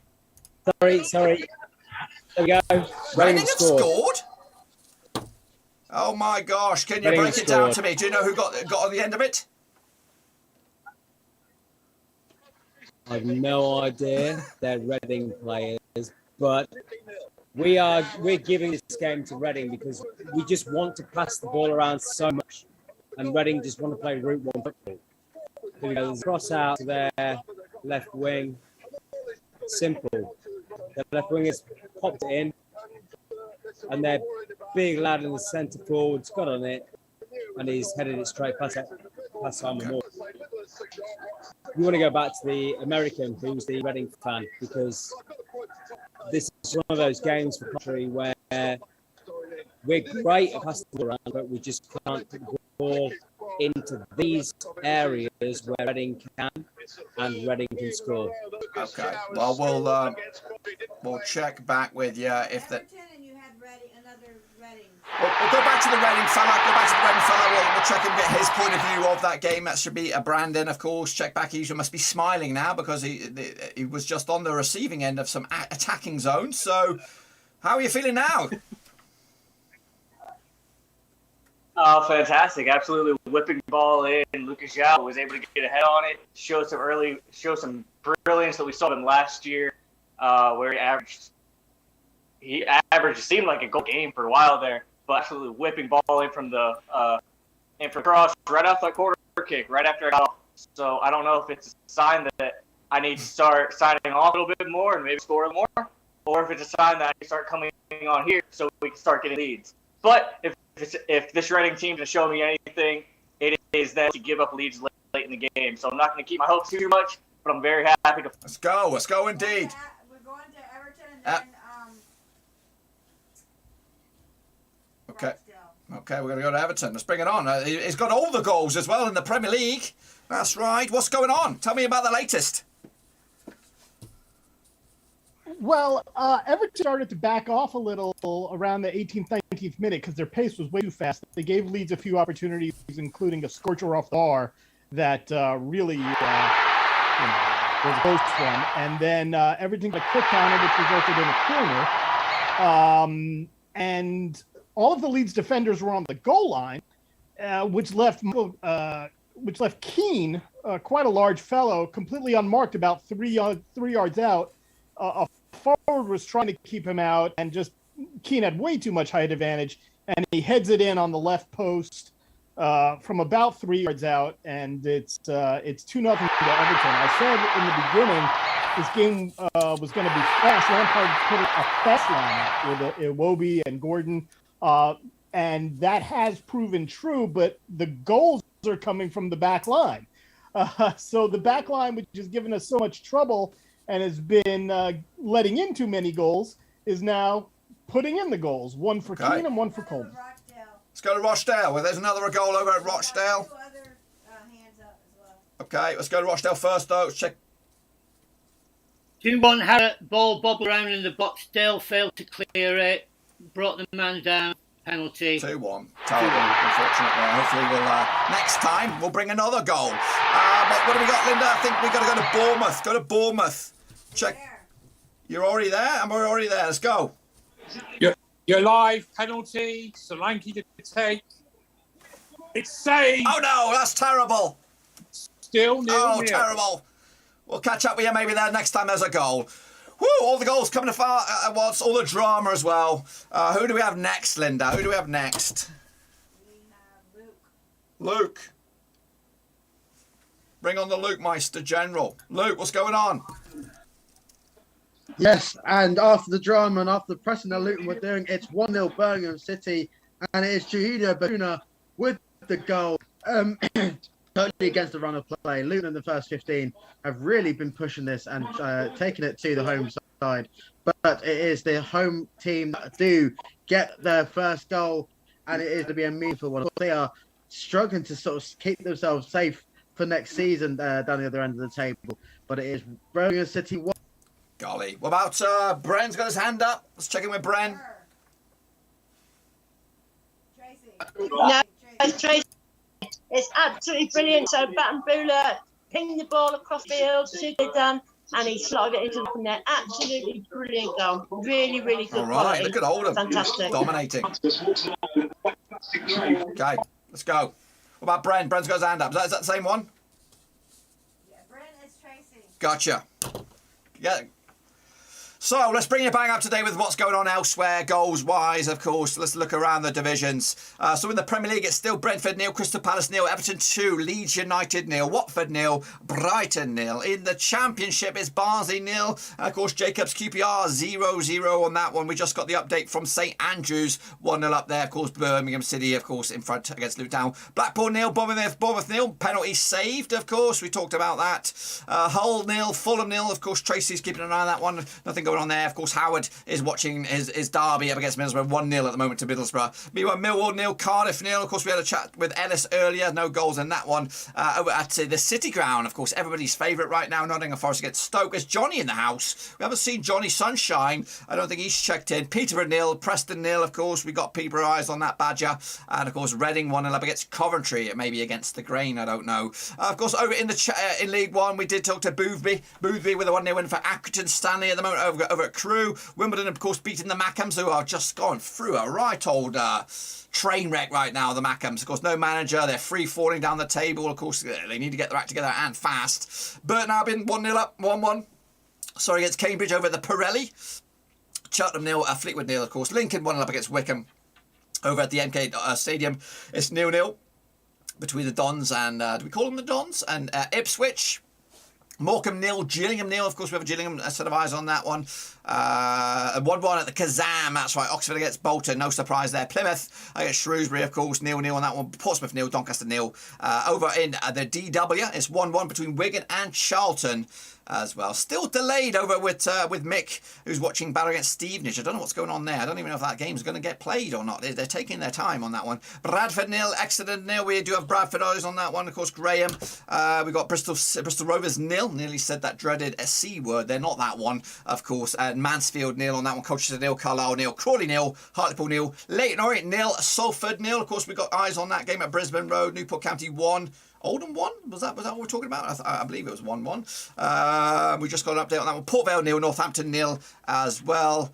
Rochdale 1, Harrogate 2, Sutton United 0 up against Forest Green, of course. All quiet over there as well. Swindon Town 0, Scunthorpe 0, and Walsall 0, and Tranmere 0. That brings you bang up to date, of course, with everything going on. And of course, welcome to the chat again. I do appreciate you guys stopping by in this manic Zoom room. I told you guys in the Zoom room, it's all right for you. It's hell for me, hell for the wife. And I've got to make her a steak tonight because she's working overtime in the Zoom. I could just sit here. I could put my feet up and all this like this. Yeah, with my ESPN pants on, my lucky pants, even though Rovers aren't playing. So, anyone got any drama? Let's or just want to chat? Is it tumbleweeds over at for example, Sutton United? Is Forest Green doing the business? Because of course they are running away with it. In fact, hold the phone. There is a goal in one of our featured games. We're going to wait until you guys pull it up, and it's not a happy time though. So one of you guys is going to come to me, and you're not going to be happy. So be. Well, it's Luke, but that's not what I was expecting, but we're going to go anyway. What's going on at St Andrews? So close for Luton Town. And Murray Bell nearly getting past Etheridge for an equaliser. This is Luton that are back on the front. Obviously, after that goal from Bakuna in the first one, it was a very poor goal, just all over the box. And James Shea left in absolute no man's land that left Bakuna put in. But a very good chance for Luton to get it back in, and his shot far too close for Etheridge, his quality. Still one on the home side. Linda, cue me up when you got a little raised hand. I'm sure somebody's going to get a goal any second now. Yeah, they're not going to be happy. They're not going to be happy. But I'm looking forward to speaking to them because I appreciate everybody in the Zoom room tonight. It is crazy. Let's go. Are you ready? Are you ready, Vasily, for Bolton? Let's go over to where are they playing? They're playing. Who are they playing? I just saw it. It's bloody Oxford. This is the Kazam.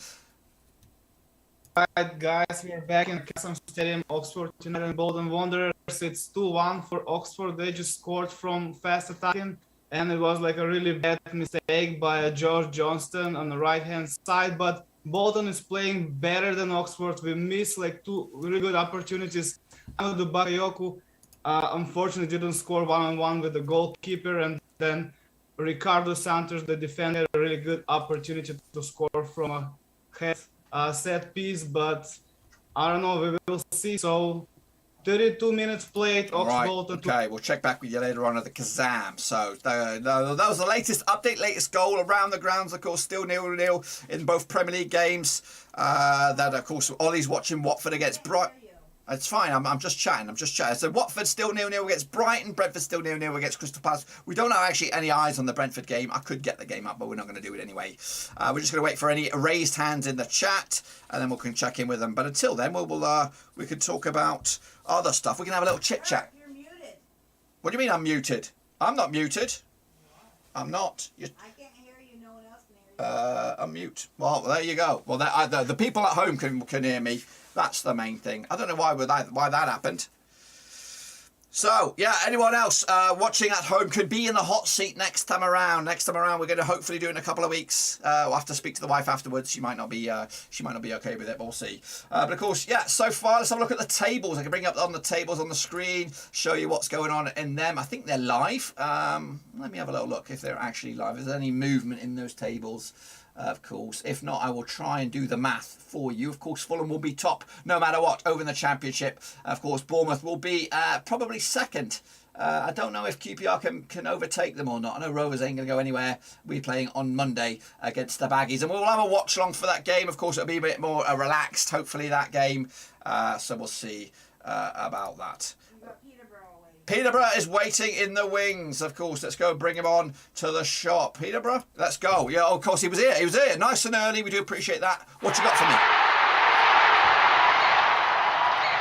I don't. Yeah, so Peterborough just hit the bar.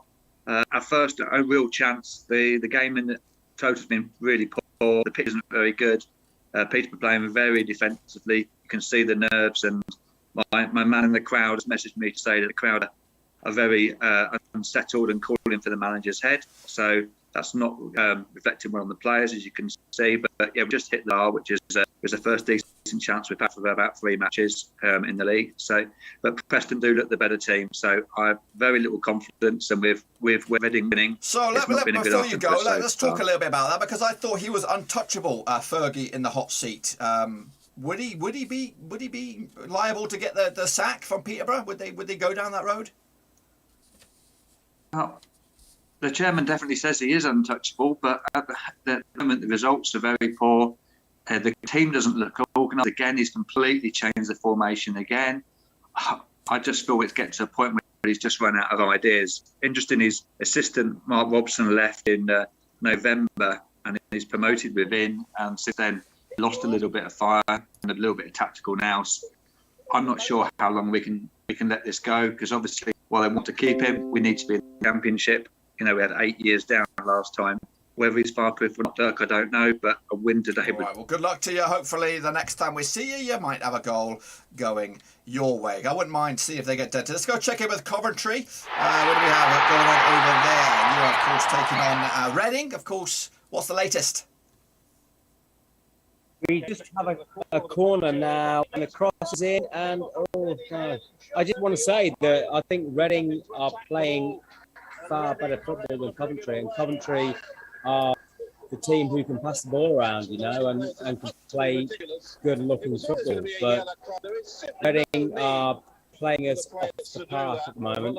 Gyökeres centre forward. I don't think he's touched the ball.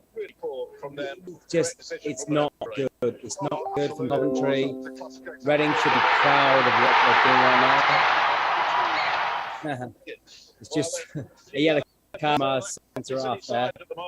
It's not good. It's not good from Coventry, and the way it is, Reading deserved to leave. Okay. They really did. Well, we will check back later on. I'm sure there must be more goals in that one than for Coventry. They've been scoring before. Meanwhile, let's of course go down the lower leagues. I think there's another goal in one of our featured games, so we will get an update when they're ready. Wasn't expected to go. Let's go, Tracy. Is there another goal there? No.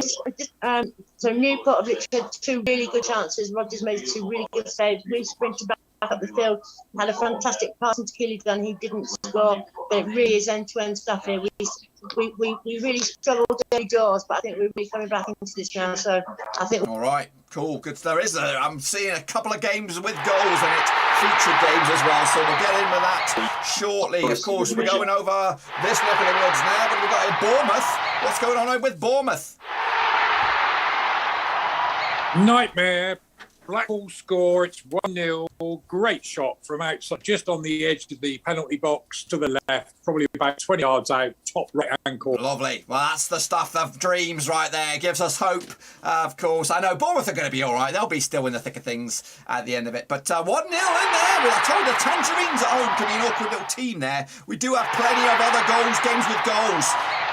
Let's go Forest Green. Let's take a little look at it. What you got for me? Good football. That was a fine free kick. Tell me about the goal. Hello, Forest Green. You're live. You're live, Forest Green. I'm getting your shoulder in the shot here. Am I being heard? Okay, so well, we're gonna move on. We'll catch up with them in a little bit. What else you got for me, Linda? There's plenty of goals and drama going around the grounds here, guys. So let me know. Raise your hand if you got to go. I don't want to be the party pooper and throw you under the bus when you're not expecting it. So we got to go and check in at the Kazam Stadium, of course, and we're checking with Vasily, and Vasily is live.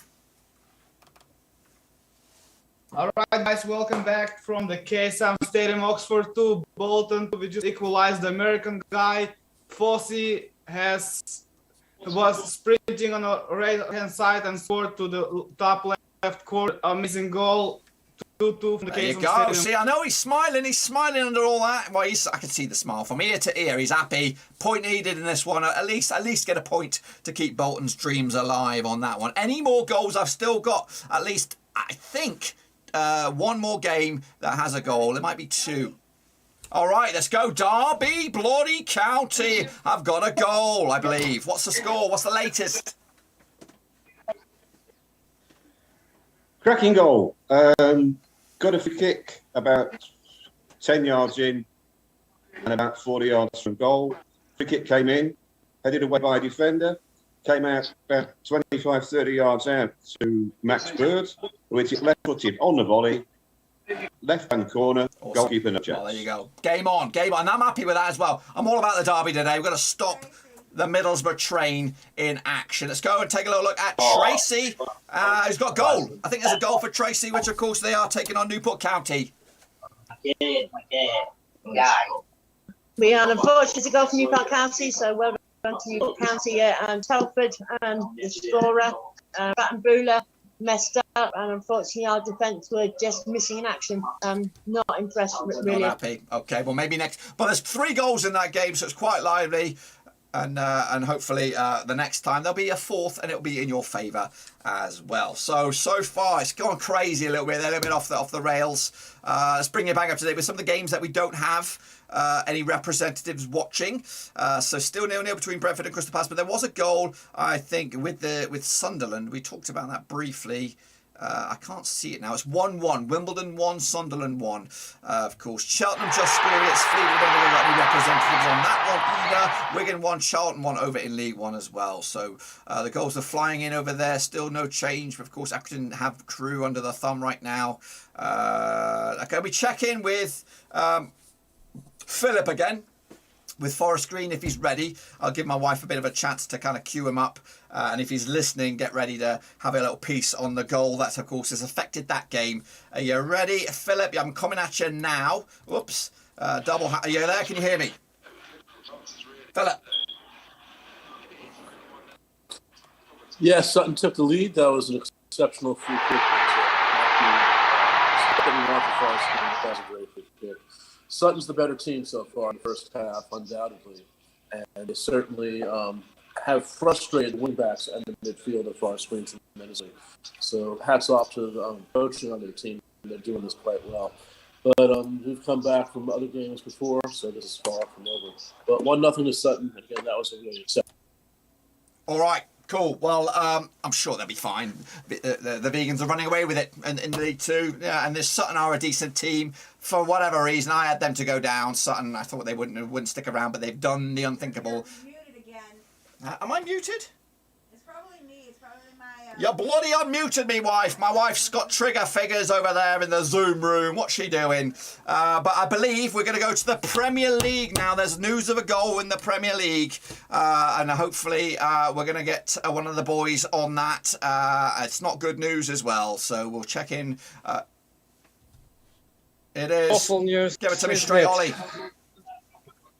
It is.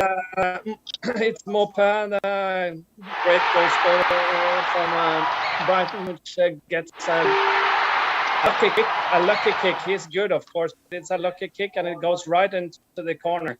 And it's an awful time of the match, just half a minute before the whistle. So it's just awful news for Watford. We need to take something out of this game, So it's horrific. Bad timing over at Vicarage Road. So Roy needs to probably get the hairdryer out and give them what for in the halftime team talk. So 1-0 there. Of course, Brighton have the lead over in the Premier League. So just one game in the Premier League without a goals. That's Brentford against Crystal Palace. We've got no eyes on that anyway. So stick it up, to the people who said no to that.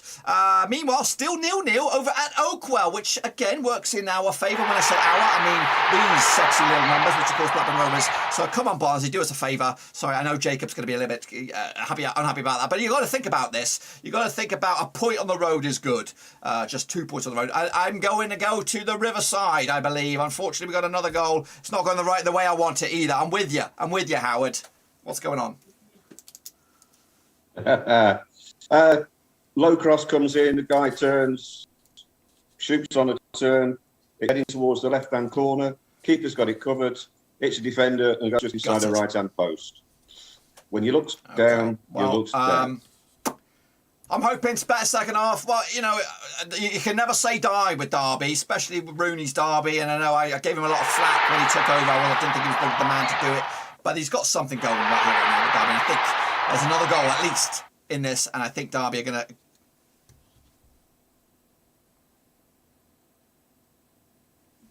Well, okay. Well, we'll see. We'll see about that. Let's kick it off forward then. What else do we have? We might be able to go down to the League 2. And again, there was a goal in our featured game. Hopefully he's still with us. He's had a quiet game. But again, we're getting close to half-time. And again, for those who have not had any goals, we'll go to you first.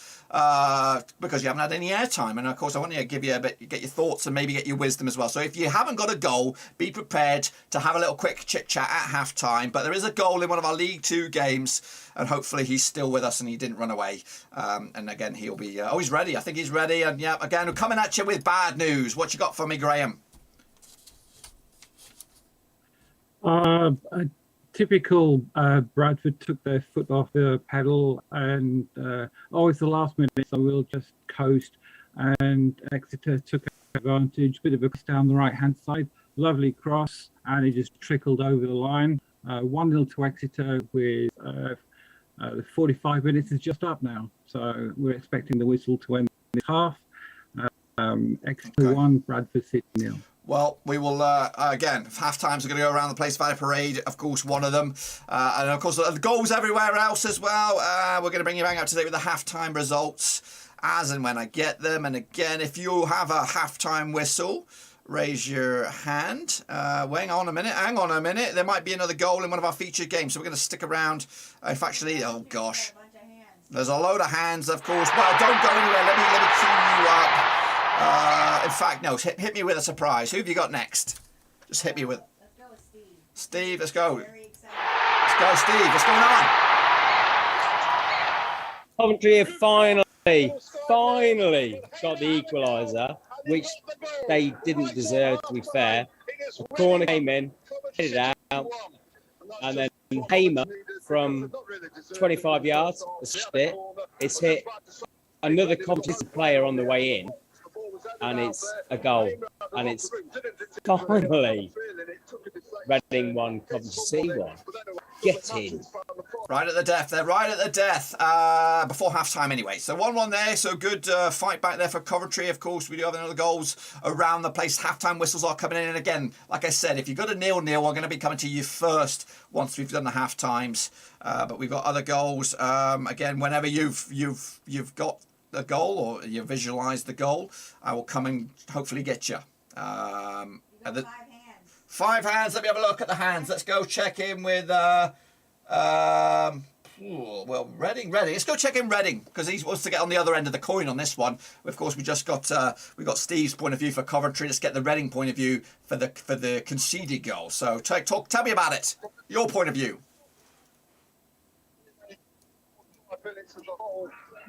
That was the most Reading way we could possibly give up that goal. John Hines is playing fantastic this half, and just the Coventry player slipped as he took the shot, ricocheted off another player in the box off corner, and it's the most stereotypical way we've been giving up leads this year. Just some ugly football and ugly end of the half. Very interested to see how the team's going to respond. Very interested to see what's going to happen in the second half. Even if we could win today, and even if we manage to stay up this year, I don't think that's going to be enough to save Pano's job. I don't think that's going to be enough to get him another contract here at Reading. So I'm willing to put my next paycheck on the line that Reading is going to be in the market for a new manager starting next year. But arguably the most Reading way we could possibly give them that up. But 1-1, Coventry. Reading has been the more technical team, but Coventry's by far been the more physical team. And it's going to ultimately come down to who's got more stamina at the end of this. We're seeing finally a healthy Reading side that we haven't really seen all year long. Absolutely hampered by injuries. So hopefully we're able to come up in the second half, keep the pressure going, keep the press going, and get one more in. And as it currently sits, my 1-1 to 2-1 prediction for Reading seems to be coming true. So let's try to get one more goal in before then. Yeah. Okay, yes, bring them round. Of course, I'm sure there's a lot of half times, a lot of 0-0s, a lot of stuff like that. Just throw them at me, Linda. Just chuck them at me. We'll get the update as and when you get them. So who's up next? Cue them up for me, and we'll take a little look at that. Coming at you, it's over at Leighton Orient, Brisbane Road. I believe it's 0-0. Is that correct? It is 0-0, but we are playing very aggressively, which is fun to watch. We almost had a point-blank goal shot that was shot at us, and the goalie just stepped up. Vigorud is fantastic. It was about 6 feet out, so the attacking is like the counterattacks, but we're handling it pretty well. We just cannot finish. The passes are good. Our new players, Dublé and Otis Khan, they are playing fantastically. So I'm optimistic. Just can't finish right now. So. We need to fix better that. luck in the second half. Of course, it's screaming out for a goal over there. So 0-0 between Leyton Orient and Salford. Of course, Team GB. Of course, Gary Bowyer at the helm for Salford for now until they sack him. Next up, who do we have? Linda, cue him up for me, please. Cardiff City. We're going over to Cardiff. Of course, they're taking on Millwall. Half-time, is it?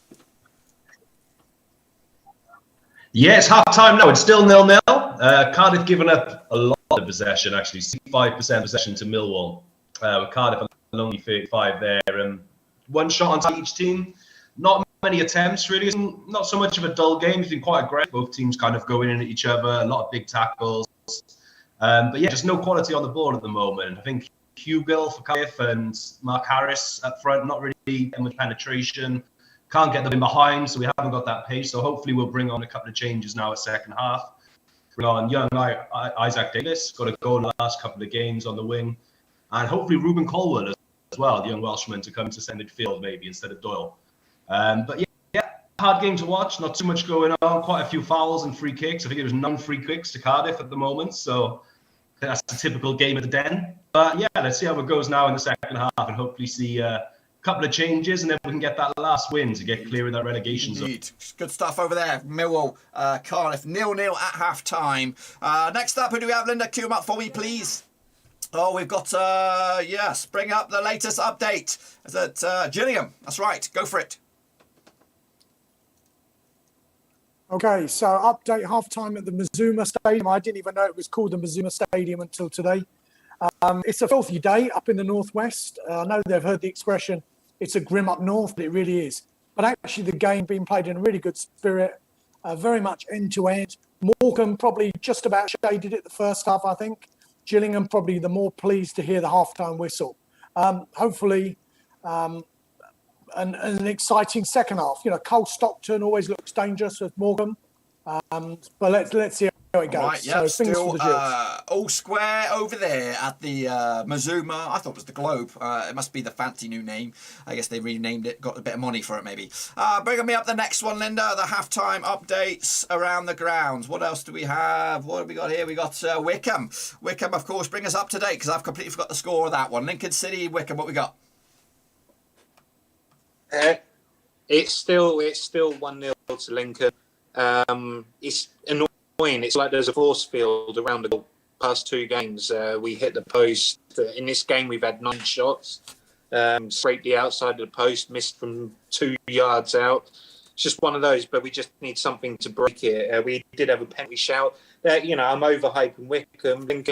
Lincoln have played well. They've done some good counter-attacks, but it's predominantly Wickham at the moment, so it's just a case of when they're going to score. But, you know, it doesn't mean if we score we're going to win because Lincoln, they're just taking advantage of our schoolboy errors again. So same old Wickham, let's just see if they get up. So let's see. We've got to take advantage of this because Oxford drawing means that if we pluck a win out of this, we'll go above them. So there's no reason they shouldn't come out and give it guns blazing. We'll check in with you second half. If there's any more goals over there, hopefully you're smiling at the end of it. Who do we have next, Linda? Luke is, of course, watching Birmingham against Luton Town. Of course, he's sitting in the away end. Of course, what's going on over there, St Andrews? Yeah, half-time, a very poor performance from Luton Town, similar to the performance we saw in our 2-1 against Barnsley at home during the week. But just that one goal from Bagoon on the 25th minute, it's been quite scrappy, but just low on quality from Luton Town. I mean, as a staff, if you take a look at the live table, we go from being in 8th on 7th and 8th at the start of the day, down to 10th in the table. Now, don't get me wrong, Luton are overachieving the season thus far, and I think we would be very happy to take our top half finish come May, that's for sure. But if we're going to be hanging with the top 6, top 7, these are games that we need to be getting results out of. However, there's still another 45 to play. But excellent overview there, Luke. You're kicking ass with it. I love it. Yep, next up. Okay, yes, there was a goal right at the end of there at the Riverside. Howard's not the best happy, but again, with Derby and with Wayne Rooney, you'd never say never. Exactly. Attack down the right, ball into the box, pass into the centre of the goal. Crooks puts it in from about a yard out. Bad thing about it is 15 earlier, Crook should have walked. Tackle on Bird, he was totally out of control. He's gone straight through him, and it stone cold red card, and he got away with the yellow. He shouldn't have been on the park to score, but yeah, as I said before, when he looks down, he looks down. 2 games ago, Stephen, very dubious tackle. He got a red. I said red. Crook should have gone today. He's still on the park, and he got 3rd goal. But that's the way it goes. That is the way it goes. Some of the refereeing in the EFL needs to be looked at over the close season, I think, because it's some shambolic decisions again, week in, week out. And I'm talking from my own point of view. I don't get to see all the games, but I hear all about it. Hopefully, again, I'm still optimistic that Derby can get something out of it. Again, you got the right man to grind it out. So hopefully, second half more goals, and hopefully in the away end. Yeah, and the ref today is Mike, who's a Premier League ref. That's and he's not having a good one. I didn't know that. Moving on, we got a couple more hands in the stands there. Linda, bring them up for me, please. Whenever they're ready. And of course, then after that, once I've got all the hands taken care of, I will try and chase down some of them. Going back to the Majewski, is that right? Are you ready? No, he's not ready. That's the wrong one, Linda. He wasn't ready. He wasn't ready. Next one, we got Karen, Fulham. Yeah, hi. This half of Fulham, first 11 or 12 minutes, we were kind of like 95% possession, and then Hull just kind of got into the game, and it's been pretty difficult for Fulham to get many chances. We have had a few. The best one was I think it was Wilson shot him up the wing, and he should have squared it instead of shooting, and it possibly would have been a goal for Fabio, but he didn't. He had a shot and it was saved. So, I'd say it's been one of those games we need to create a bit more and pass possibly. The pitch hasn't helped either team. It's been really heavy. Guy earlier was saying that the rain, but I mean the pitch at Hull is just unbelievably heavy, and it's been 57% Fulham and possession. So, it's kind of come more and more into the game. Just hope that we get the opportunity to at least score a goal. The guys on Fulham site said that, a one goal game because of opportunities. The ball's not flowing so well and stuff like that. So hopefully it'll be out. You've scored a few. I think an off day is not bad. You can have an off day, Fulham. It's all right. You can slow down a little bit with your. Thank you. But we'd like to win though. You've actually been flexing your muscles, so it's what we all suffer: draws and defeats. Anyway, we'll let you. We have been used to that. I guess. Sometimes in the Premier League, maybe. Okay, let's check in. I think we're going to where are we going? We're going to Oldham, Newport County. Tracy standing. No, where are we going now, Linda? I don't know. Back to Steve. Steve. Coventry. Hello. Hey. Hello.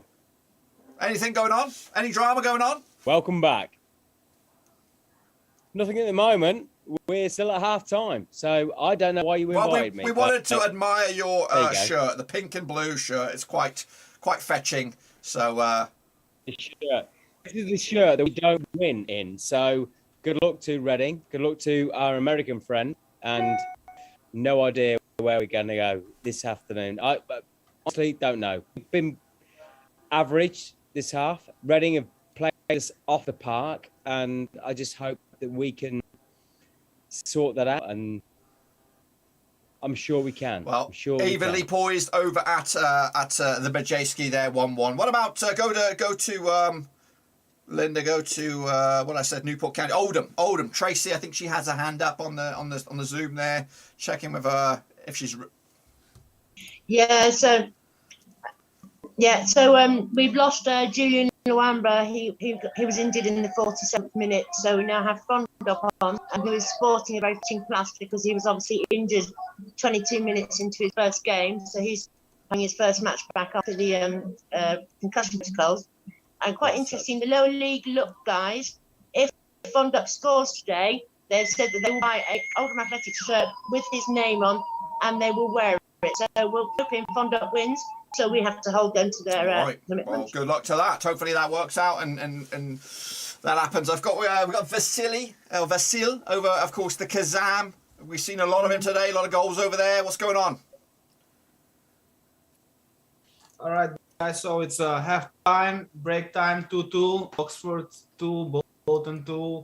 It was a really good first half. We just have to close them down more and keep the ball better.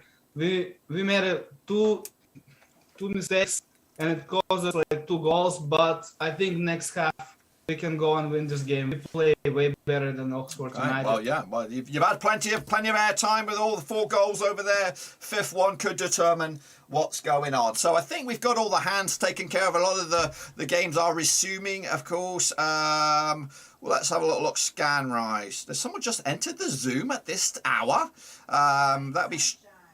Oh, get Johnny on. Get Johnny on. Cue him up. He's Stoke City fan. He didn't have nothing to report anyway. It was 0-0 with Nottingham Forest against Stoke. But we can get his point of view if he's ready. Johnny Sunshine, you're going straight in the deep end, straight live. Of course, he probably forgot all about me, but he's here and hopefully he'll be ready. Say again. Okay, well when he's ready, cue him up. Johnny Sunshine in the house. Better late than never, Johnny. You're muted. Check your mic. Bottom left hand corner. Your microphone. You're good. Here we go. Good. Yes, it was a first half. Nothing much in it, really. But we're on the front foot. We've had most of the possession, and we're looking good. It's going to be a tough second half, but I think I hope so too, Johnny. We need you to stop them bloody Nottingham Forest guys running away with it. They're showing off a little bit. So, well, we'll check back with you if there's any goals, and hopefully second half there's plenty. Right on. All right, so we caught up with him. Is Jacob knocking around? He's, of course, one of our regulars watching at Oakwell Barnsley against QPR. So QPR, Jacob, if he's there. We didn't get any update from him because there was no goals. So if he's there, cue him up for me, Linda, and if he's ready. If not, then we'll go and check in with somebody else. No, is he ready, Jacob? We're going to come to you. 0-0 so far. Yeah. What's gone wrong? Well, lots of possession and not much else. 65% possession and not a lot to show for it. Though we do have 3 shots on goal. So, yeah, it just kind of a flat performance, I guess. In some ways, maybe typical first half for QPR there. So hopefully Warburton will work his halftime magic as he has so many times. This is one of those ones that I feel like if QPR gets an early goal in the second half, it could end up, 3 or 4, or it could go down, a last minute winner for Barnsley. So, Well, good hoping for the luck former. in a way. I'm happy with a 0-0, so we'll see what happens. All right, cool. So, yeah, we checked in over there. The games have started. Of course, Peterborough already going 3 minutes into their second half already against Preston. Still 0-0 on that one. Who haven't we chatted with? If anybody else wants to have a chat, let me know. What about Ipswich? Say again? All right, Mick's in the house with Barrow. What's going on down there? Have we got the game? Have we got a game? Breaking news. Apparently, we've fixed the fault now, finally, and kickoff's going to be 4:30. Okay, well, bad news. I'm not sticking around for Barrow for 4:30 final whistle. So we will catch up with you as if there's goals in that time, of course. But I do appreciate it. It's kind of sucky that that's happened to you. It's the biggest game in world football today. You're right. You are right. And I'm going to watch it myself. I will watch it myself. All right. Don't forget to pick Barrow's team then, so we get an extra We'll few work quid. on that. We'll work on that. Okay, we are up and at them. Games are going off, and there's already goals in some other featured stuff. We're going to go to. I didn't expect to go to here, but what's going over in? No goals over here yet. No goals over here, but we've had a big penalty shot for Cardiff.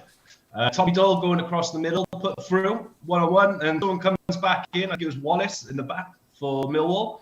Takes the shot and it goes straight into his hand, but corner given a no penalty. I think it's disappointing decision. Straight in his hands, dive across, not a natural position. But yeah, nothing from the corner, and now Millwall slowly pressing. Yeah, didn't expect to go there, but yeah, that's what we're talking about. That's the action zones here, because there are goals going in. In fact, 2 of our featured games have now got goals, and we'll get updates when, of course, they've seen them, and they're going to be heartbreaks for some people here. We're going to go to the Majewski. Hopefully you're both aware of it, but there's a goal. Me muted, bloody hell, Linda. What's going on? Talk to me. Trigger happy wife.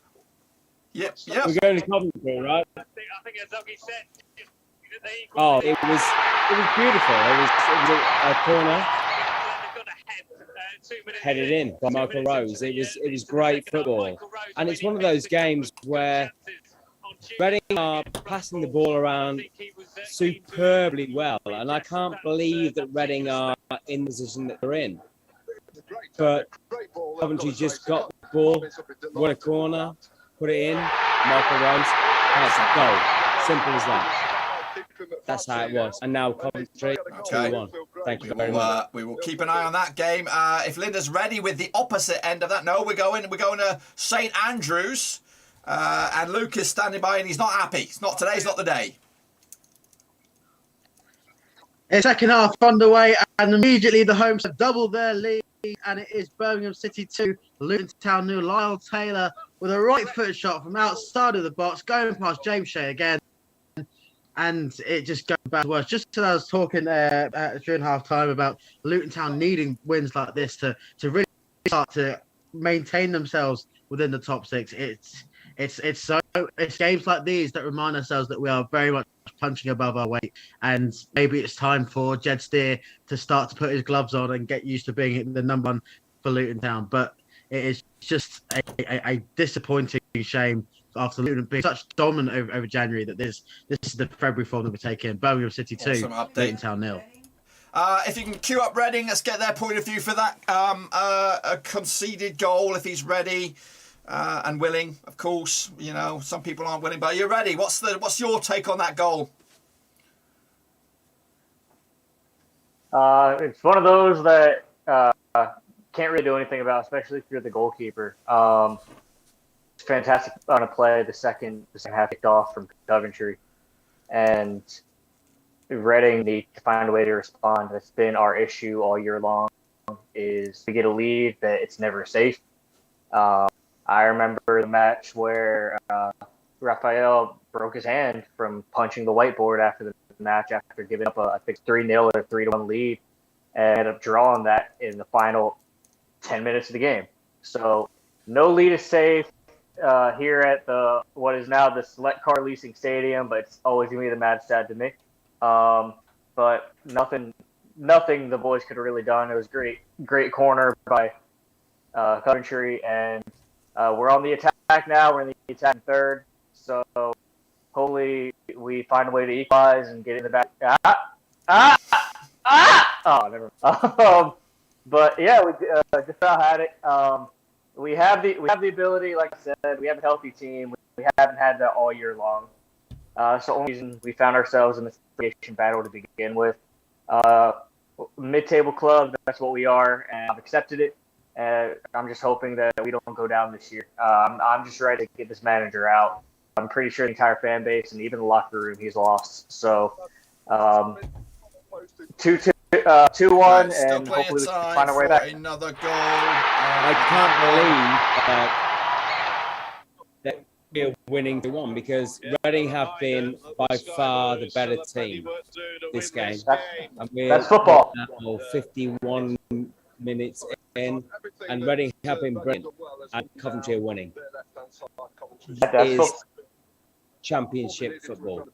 I love it. It's gritty, it's mean, it's aggressive. That's exactly the kind of football I love to watch, and it makes it hard to watch over here in America because we don't get a lot of championship coverage. But I'm proud to say I'm a Reading supporter. I'm proud to say that we're where we are, and hopefully in a couple of years.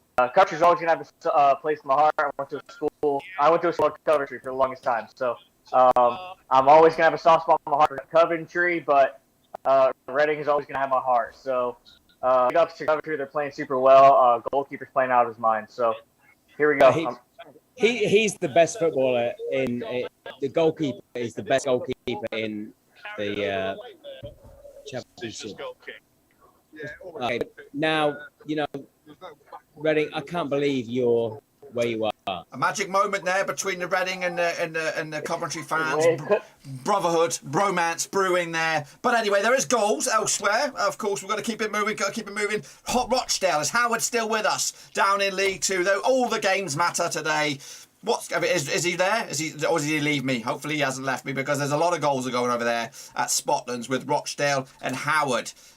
Hopefully my wife hasn't left me, because the Zoom is stagnant. Nothing's changed on the Zoom. She's trying, but while we're waiting for Howard's update, I'll bring you back up to date with other games and goals that we don't have coverage. Here's Howard. He is ready. And unfortunately, what? All right, dude. Like my picture was buffering up at the time, but when it came back, Harrogate were 3-1 up.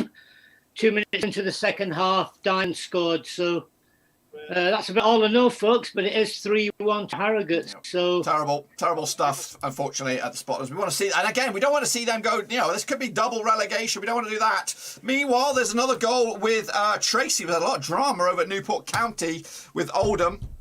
I believe there's another goal over there, so we'll check in with her shortly. And of course, I'll bring you back up to date with all the goals and the games elsewhere as well. Tracy, what's going on? Yeah, so we had some stencher and we got a corner.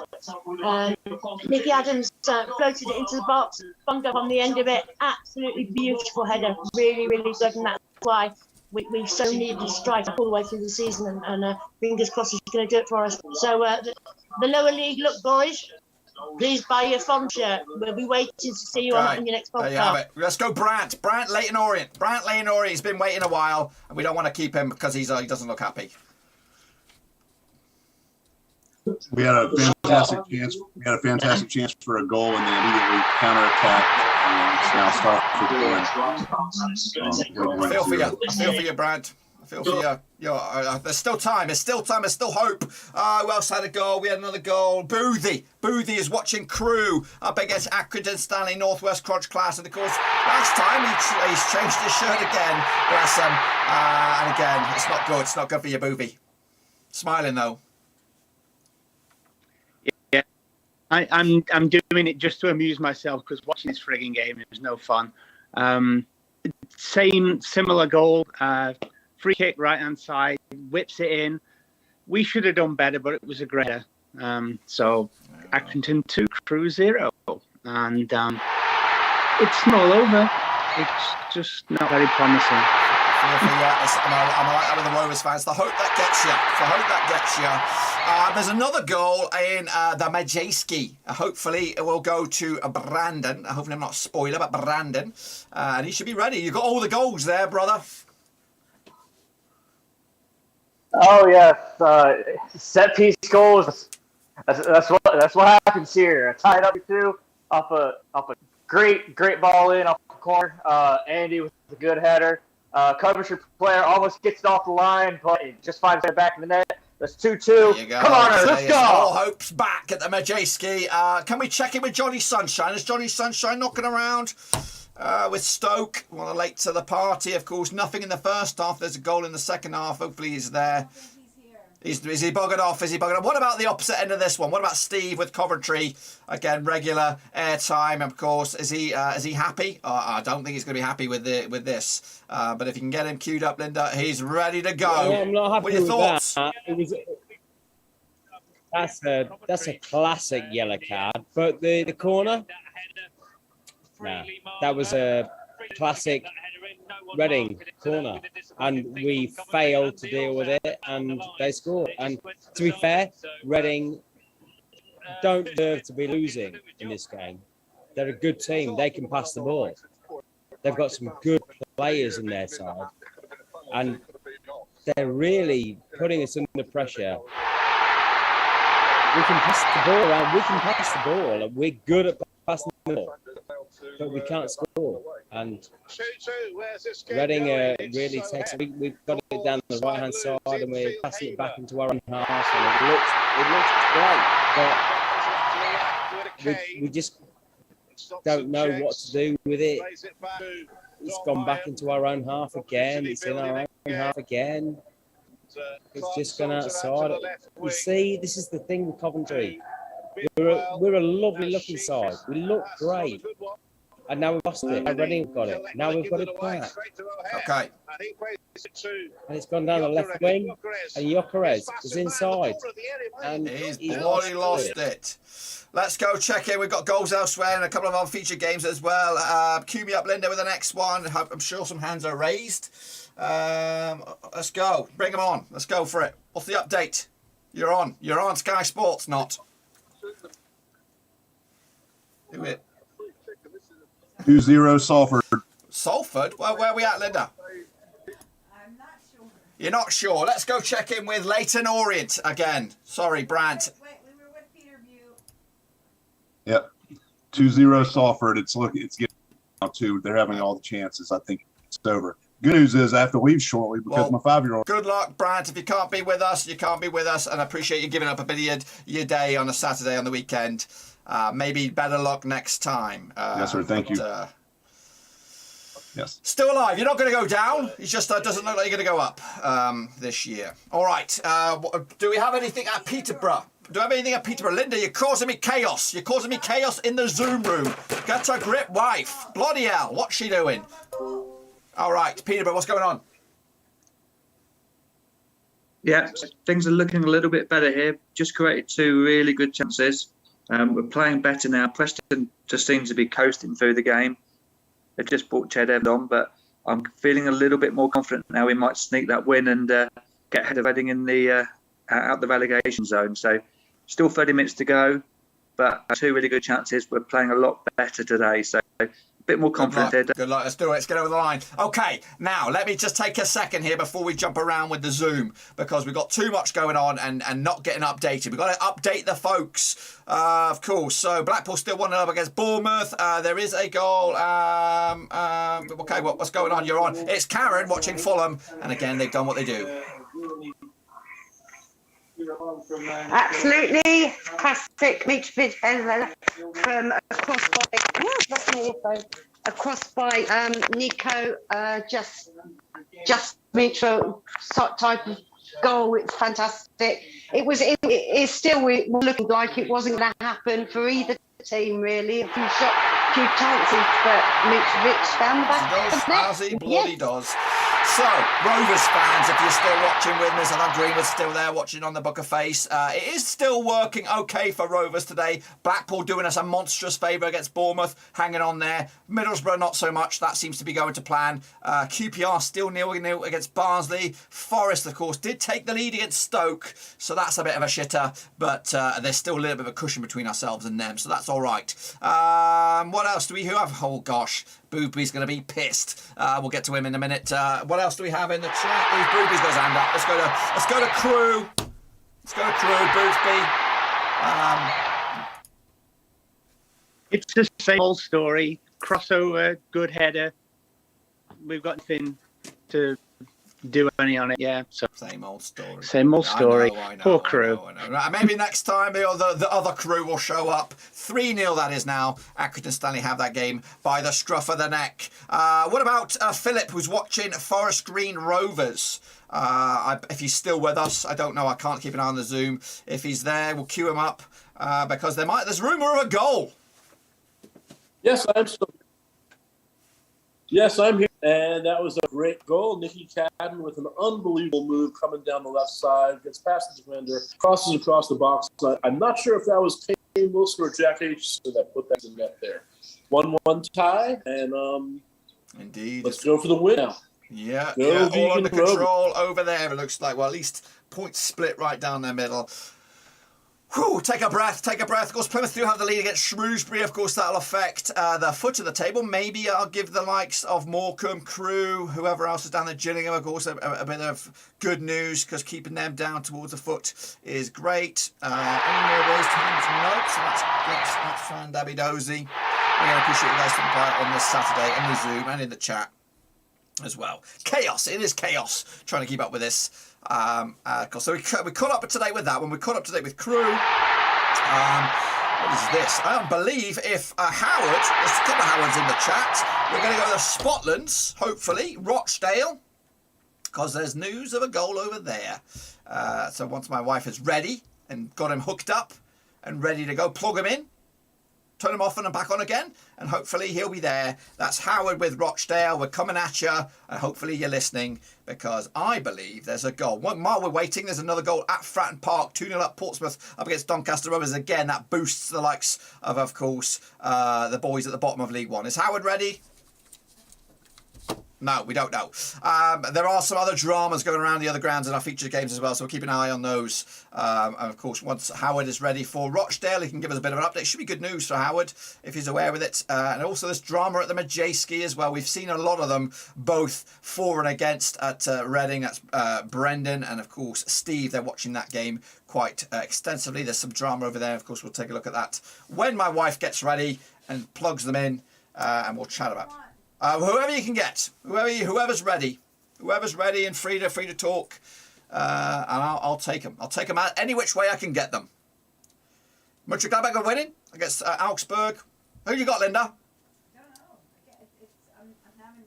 So you need Brendan from Reading or Steve from Coventry. There's some drama over there, or Howard from Rochdale. We've also got drama in Cardiff. Linda, spotlight them. I can't see them. Spotlights in. While we're waiting, of course, we'll take a look at the league tables right here, right now. That's, of course, the league tables. Let's go Rochdale. Howard, what's going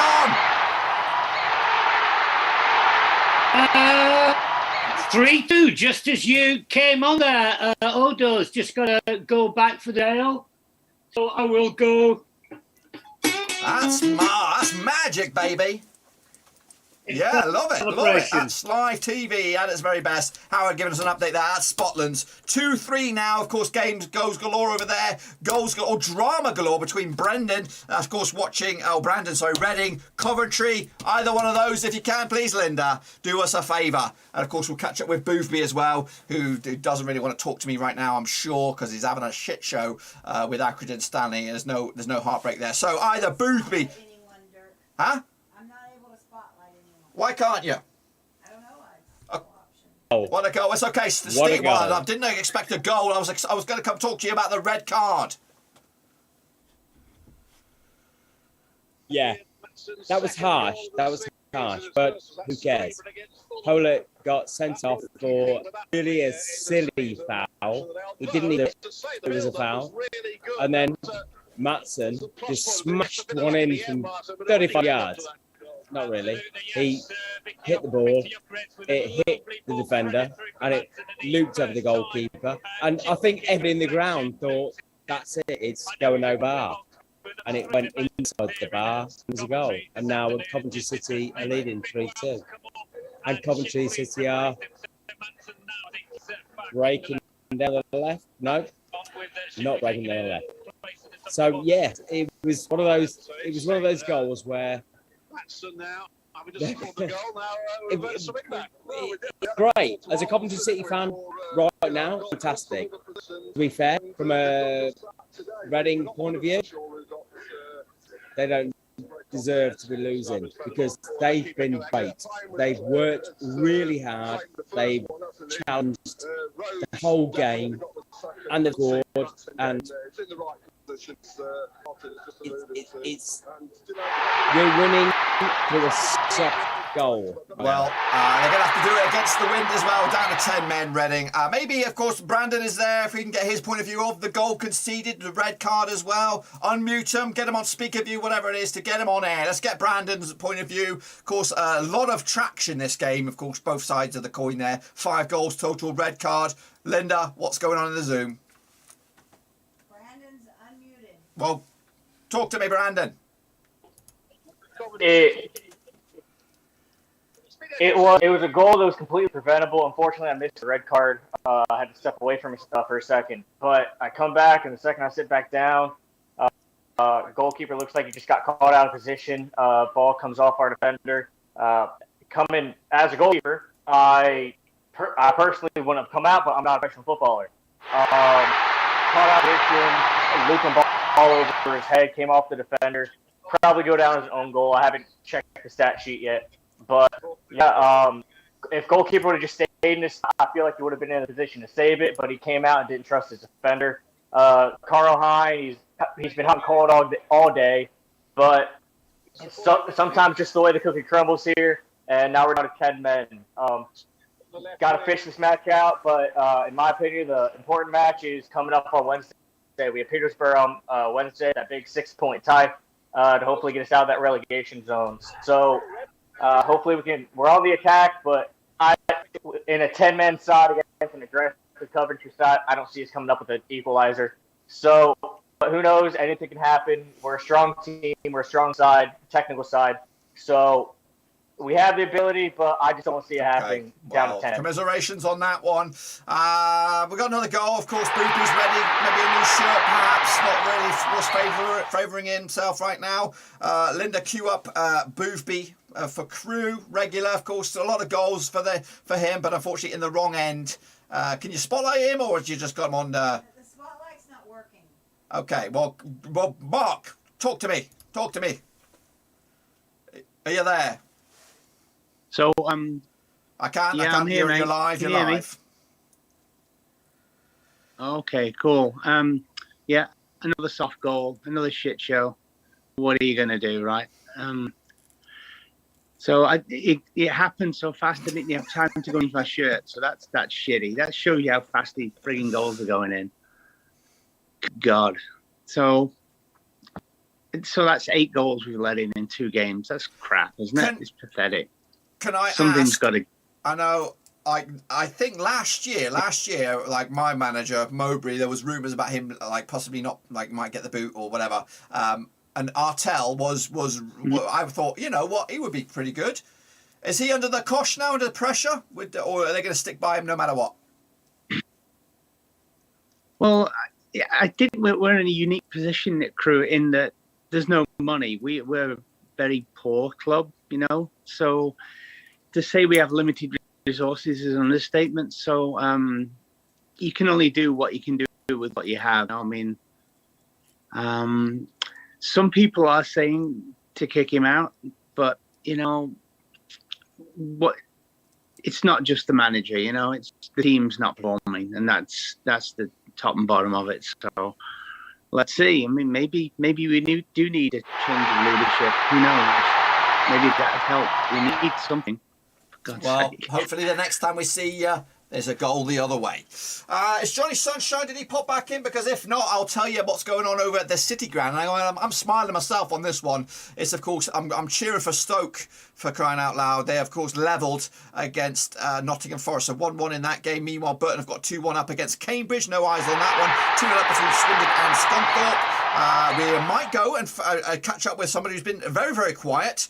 We have a game in League One, and hopefully they're ready. And raise your hand when you've got a goal, because there's a goal in League One in one of our featured games as well. So we'll check in with that, and of course, let me know when you've got them queued up. Linda, do we have them? No one's got their hands up, so we'll wait. We'll wait for them to acknowledge it. His name begins with A and it rhymes with Sandy, and of course he's watching Gillingham, and hopefully he's there because he should be smiling. He should be smiling because they have the lead, and I want him to tell me all about it. Is Andy still there with Gillingham? Is he, or is he buggered off? Has he buggered off? No, he's there. He's there. Of course. Respect. How are you getting on? Well, yeah, you've just done a little bit of a spoiler. Can you hear me? Yeah, you've just done a spoiler because I have to keep rewinding when I'm missing stuff. So you told me about 20 seconds before the goal. I've just seen it. It's an absolute cracker. His ball went out wide. I think it was Dixon's piece, I think. I was just chatting with some of my friends and telling them what a dreadful game he was having, and he was doing nothing. And the ball's got to them in the edge of the box, and he's rolled it along and smashed it in the top corner. I'm just looking at the replay now. So Verdane Oliver going down the left-hand side, pulled it back, and or maybe it wasn't. No, I think it was Ryan Jackson. It was like it's our right back who's just come on. Absolute creamed it into the top corner. So Jill There you go. See, the revolution is on. Neil Harris is doing great things right now for Gillingham. Of course, I have got another goal as well elsewhere, but we might have someone trying to grab our attention. But we want to get some goal action. We got Luke. Go to Luke, Linda. Unmute him. Is he on? Go for it, Luke. I'm sure you got some. Yeah, it's 3-0 to Birmingham. And Hernandez has surely wrapped it up for the Blues. Cross into the box, off the town, and just drops to him and off the far post and straight past James Shea. 3-0. I mean, it's, Luton have really tried to keep into it. Even before the goal, Luton were trying to get some balls in, but sort of caught offside. And Luton, who are trying to go on attacking, they had two substitutions there. Fred Odadima coming on for Lansbury, Carlos Mendes Gomez replacing Tom Lockyer. But it is game, set, and match, and it's just a reminder of the terrible 5-0 defeat that we faced back at the start of the season. Who knows that there might be more goals in this for the home side, but it remains Birmingham City 3. Luton Town Great 0. update again, but unfortunately for the wrong side. I've got Ellis. Let's go to Ellis, Cardiff. Unmute him for me, please. He's got some bad news to give us. Tell me about it. Yes, disappointing. This really picked up the second half. Loads of attacks each way. A couple of shots on target for Cardiff, but then Millwall have one from the corner, delivered into the front post, knocked to the back, and he's got it on the bounce with a header straight through Smithies. Really disappointing stuff. It's turned into a lot better football game, a lot of back and forth, and Cardiff are again now pushing. So fingers crossed we bring it back, but this game's got Usually when they take the lead, Millwall at their place, they usually keep a hold of it. I've just had amazing news, not for much people. It's elsewhere. It's in the race for promotion. And of course, I'm excited because I'm a Rover. And of course, it's got a bit of a better effect for it. We'll talk about it in a minute. And it is one of our featured games. Somebody's not going to be happy. I'm happy. So we're all about that. We'll get to that in a minute. Let me know. Raise your hand if you got a goal. And even if it's for the opposition. I'm just telling you. I'm happy. Someone's not going to be happy, but we'll get to that in a minute. Who was raising their hand, though? Let's go to Oldham. Oldham, of course. I think there's some drama over there. And we've got Tracy. Huh? Well, okay, Steve. Steve, give it to me, Steve. What's going on over there? Reading just missed an absolute sitter, to be fair, to make it 3-3. Centre forward just raced in and stretched, and it could have been 3-3, but denied, of course. Against with 10 men as well. Just set up Tracy for me. She's got some drama as well. Not necessarily a goal, but there's definitely a game-changing twist to that match. Of course, go for it, Tracy. What's going on? Tell you what, being have been far. Tracy, go, Tracy. You're on. Yeah. All right. So Ambula, he went in for a challenge. It would have been a straight red, but he was already on a yellow anyway, and he's off. It was an absolutely atrocious challenge. I'm very, very disappointed. Indeed. So red card there, of course, between Newport County and Oldham. For Oldham, down to 10 men. What we got? 10 minutes or so to go on that one. Is Jacob knocking around? I would have a little chat with Jacob if he's free, because really, if he's free and available, we'll get Jacob on the show. He's watching Barnsley against QPR. Is he there? Is he available to chat? Yeah, it was a great strike for Barnsley. Unbelievably sloppy passing on the to lead up for it. We get three or four cheap balls away, and that's what happened. It was a nice strike. Marshall got his fingertips to it, but too loose with the touches. Still got time though to save something out of that game. So, that's before we can bring you back up to whether there's another goal. It's actually 2 goals in 2 of our featured games. One in the top flight, one in, of course, the championship. But let's reflect on that goal, a massive goal for Barnsley, for survival for themselves. Derby, of course, losing. Peterborough, we'll have a look about that in a minute. Reading, not doing too well. So, yeah, in a second, but I'm doing a bit of an update. Barnsley, of course, have a massive lead. Meanwhile, at the top of the table, of course, Fulham doing what Fulham do. Bournemouth not having a good day. QPR not having a good day. So, Rovers fans, if you're out there with me, sing with me. It's going good. It's going good. All we need to do is show Steve Bruce what it's all about on Monday night. So that's, of course, to look forward to. And maybe we can get back in the driving seat after a shit show January. Anyway, what do you say, Linda? Everton, yo, bring it on. We got top flight update. And of course, that's Andrew's watching Everton, who have had it's the real Everton standing up today up against Leeds United. And we have a third goal. Talk to me about it. Yes, we do. When Everton is on the front foot and in the second half, they are attacking the Gladys Street end, they are tough to stop. Alon brings the ball from about 35 yards out to 20-yard mark, hands it off to Richarlison, and the Leeds defense lets Richarlison go laterally from his right to his left across the 18-yard line and hammer it into the lower left corner without even breathing on him. He was just given way too much space. Everton up 3-0 with about 12 to go, and that really should do it. Leeds has not put together much of an attack at all. I mean, they're trying to come forward, but usually when Leeds is putting together an attack, it's at least a little coordinated. I haven't seen Leeds put together more than one or two series of passes where they are coming up the field as a unit and really threatening. So Everton is just absolutely, even through the entire second half, not let Leeds put anything together that's even really a threat. And they've just dominated for a full 90. It's a great day at Goodison, and let's hope that Lampard's really found something with this lineup that features a lot of pace and a lot of speed up front. I said in my comments when the game started, looks like Lampard is going for speed with Gordon, Iwobi, combined with Richarlison and Calvert-Lewin. He takes off Calvert-Lewin and puts on Dele Alli, so he's not sacrificing any speed there. And they've just played as a solid 11 all day comfortably long. there, Lampard doing his thing. What about Peterborough? There's a goal there. Unfortunately, it's for the opposition, of course. Bring us an update, would you please? Other Andrew, of course. And from one Andrew to the other Andrew. What's going on? Yeah, very disappointing. We were on top actually, Peterborough, and we just hit the bar. And down to the other end, Cameron Archer cut in and a very nice finish his left foot. First real chance that Preston had this half. So we've got 10 minutes now. We've just taken defensive midfielder off and put Marriott on. But we were lacking that little bit of faith to go through. So not good news for us, good news for our Reading friends. And it means we're not going in with any momentum for a huge game on Wednesday night. But we have played better than we have done. So that's a small positive I'm going to take, but you never know with 10 minutes to go.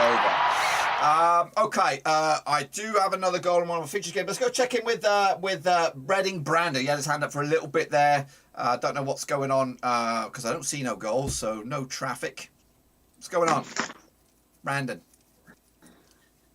So one thing with Reading that I definitely just want to highlight is even though we are down to 10 men, we've been on the attacking foot ever since we lost Hullet. We haven't put any pressure. We haven't stopped the pressure. We haven't got out of the attacking third. We've had multiple chances, and it's a positive to see that we are staying attacking. That we're still showing that drive and that fight that we haven't given up, and you can tell in this team. You can line up that we definitely have a fight, that we definitely have the will to score one more goal. It's in us. We just have to find that final one. Insay missed that absolute sitter that Steve talked about. But we have the ability. There's still 10 minutes left, 9 minutes left. So there might still be one more goal in this match. If you're a neutral supporter, this is a fun match to watch. As a Reading fan, you want to pull your hair out. As a country fan, I'm not sure feeling right now. As Steve said, Reading have been the better side today. But there's still one more goal in this match. It's only a matter of time. But I'm not sure to what side Copy to that. get. Let's go to Ollie, Watford, unfortunately. Let's go an update for them at Vicarage Road against Brighton in the Premier League. If he's with us, Ollie, you got an update? Yeah. It's been a beautiful day at Watford, but Watford, even if they have a ball in the crossbar and everything, they can't score. And Brighton just scored with Adam Webster now, making it 2-0. So I'm afraid it's not going the Watford way today either. So it's really shitty. And I'm afraid to say that some of the fans are leaving the stadium as well. So they are very disappointed. Sarr has come on from the start of the second half, but and it has made Watford much better. And Watford should have scored 2 or 3 times, but they don't. Not this time, Ollie. Not this time.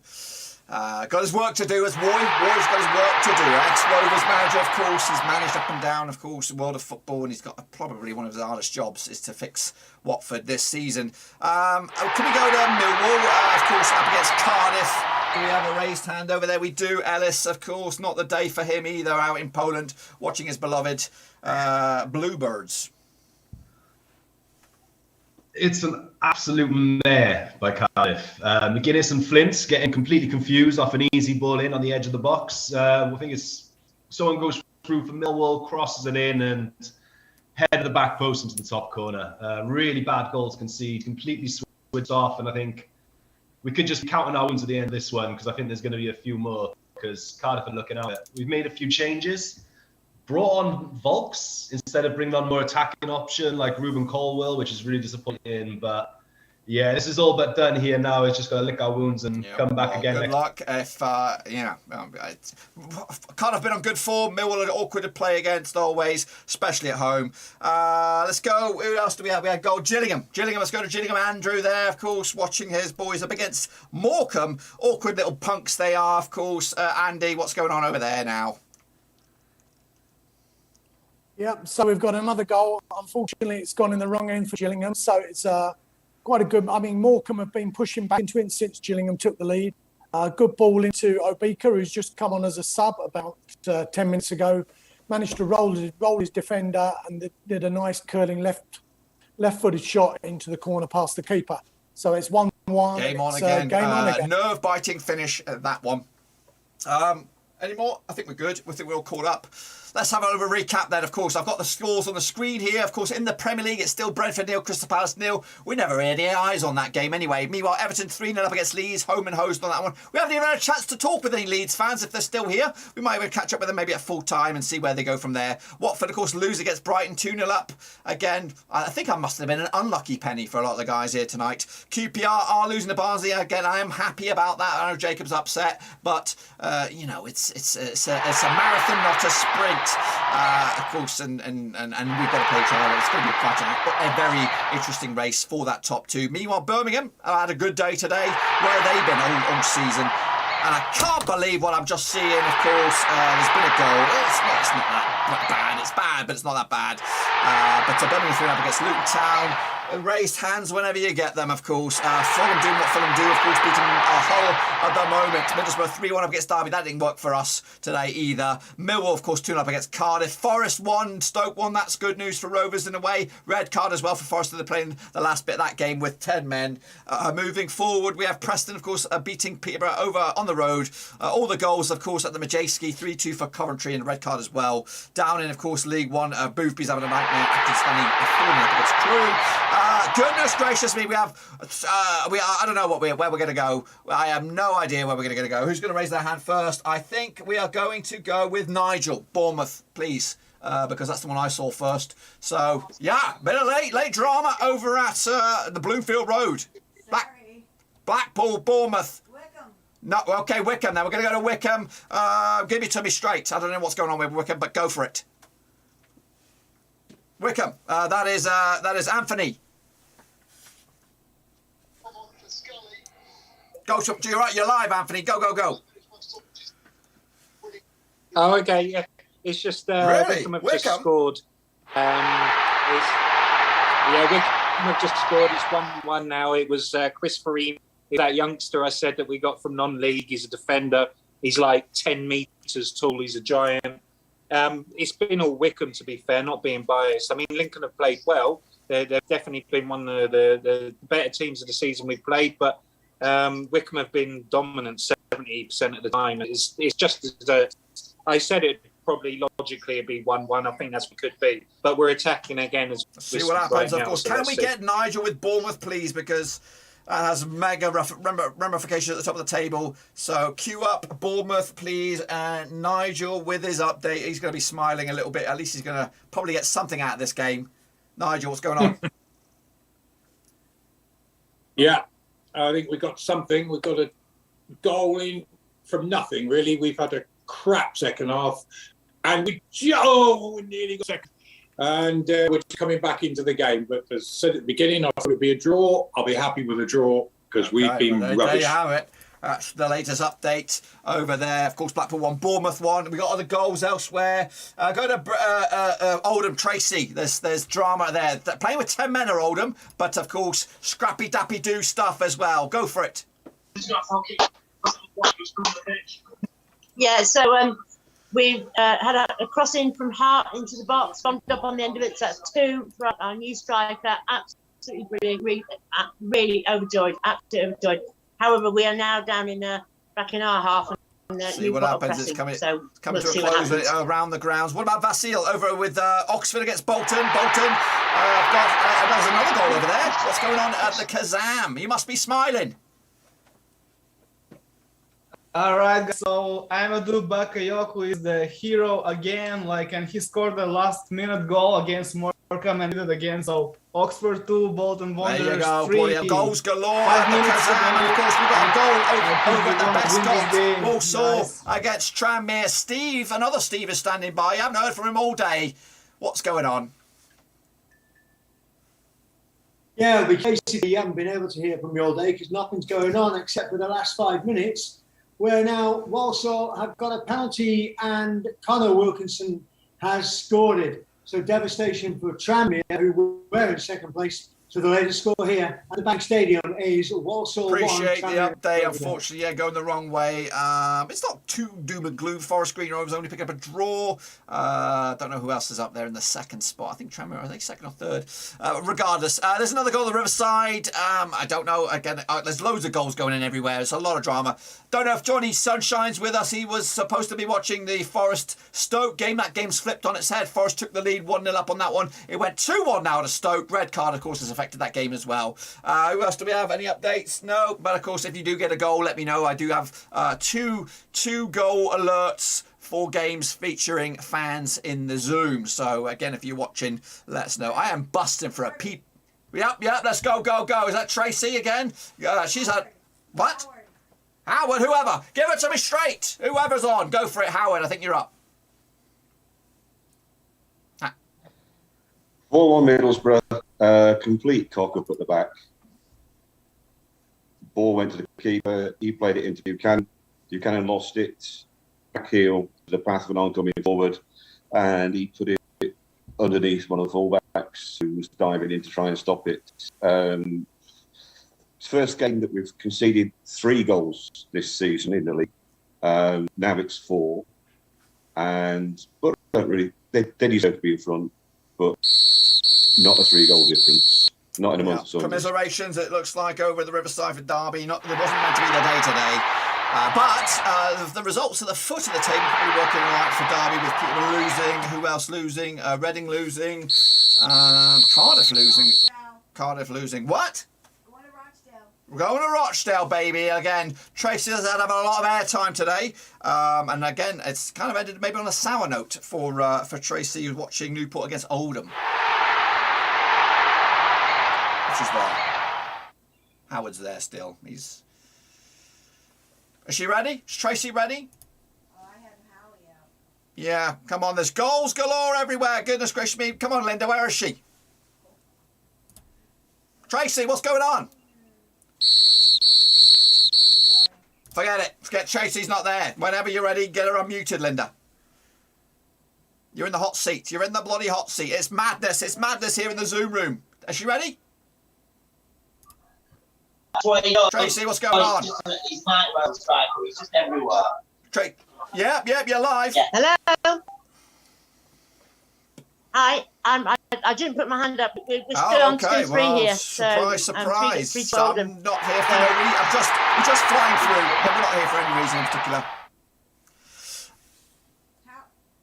All right, no worries. Yeah, we're Newport are attacking. Obviously, been down to 10 men. We've really got to get our defence in order, and we're under the cost. Okay. Well, that's all right.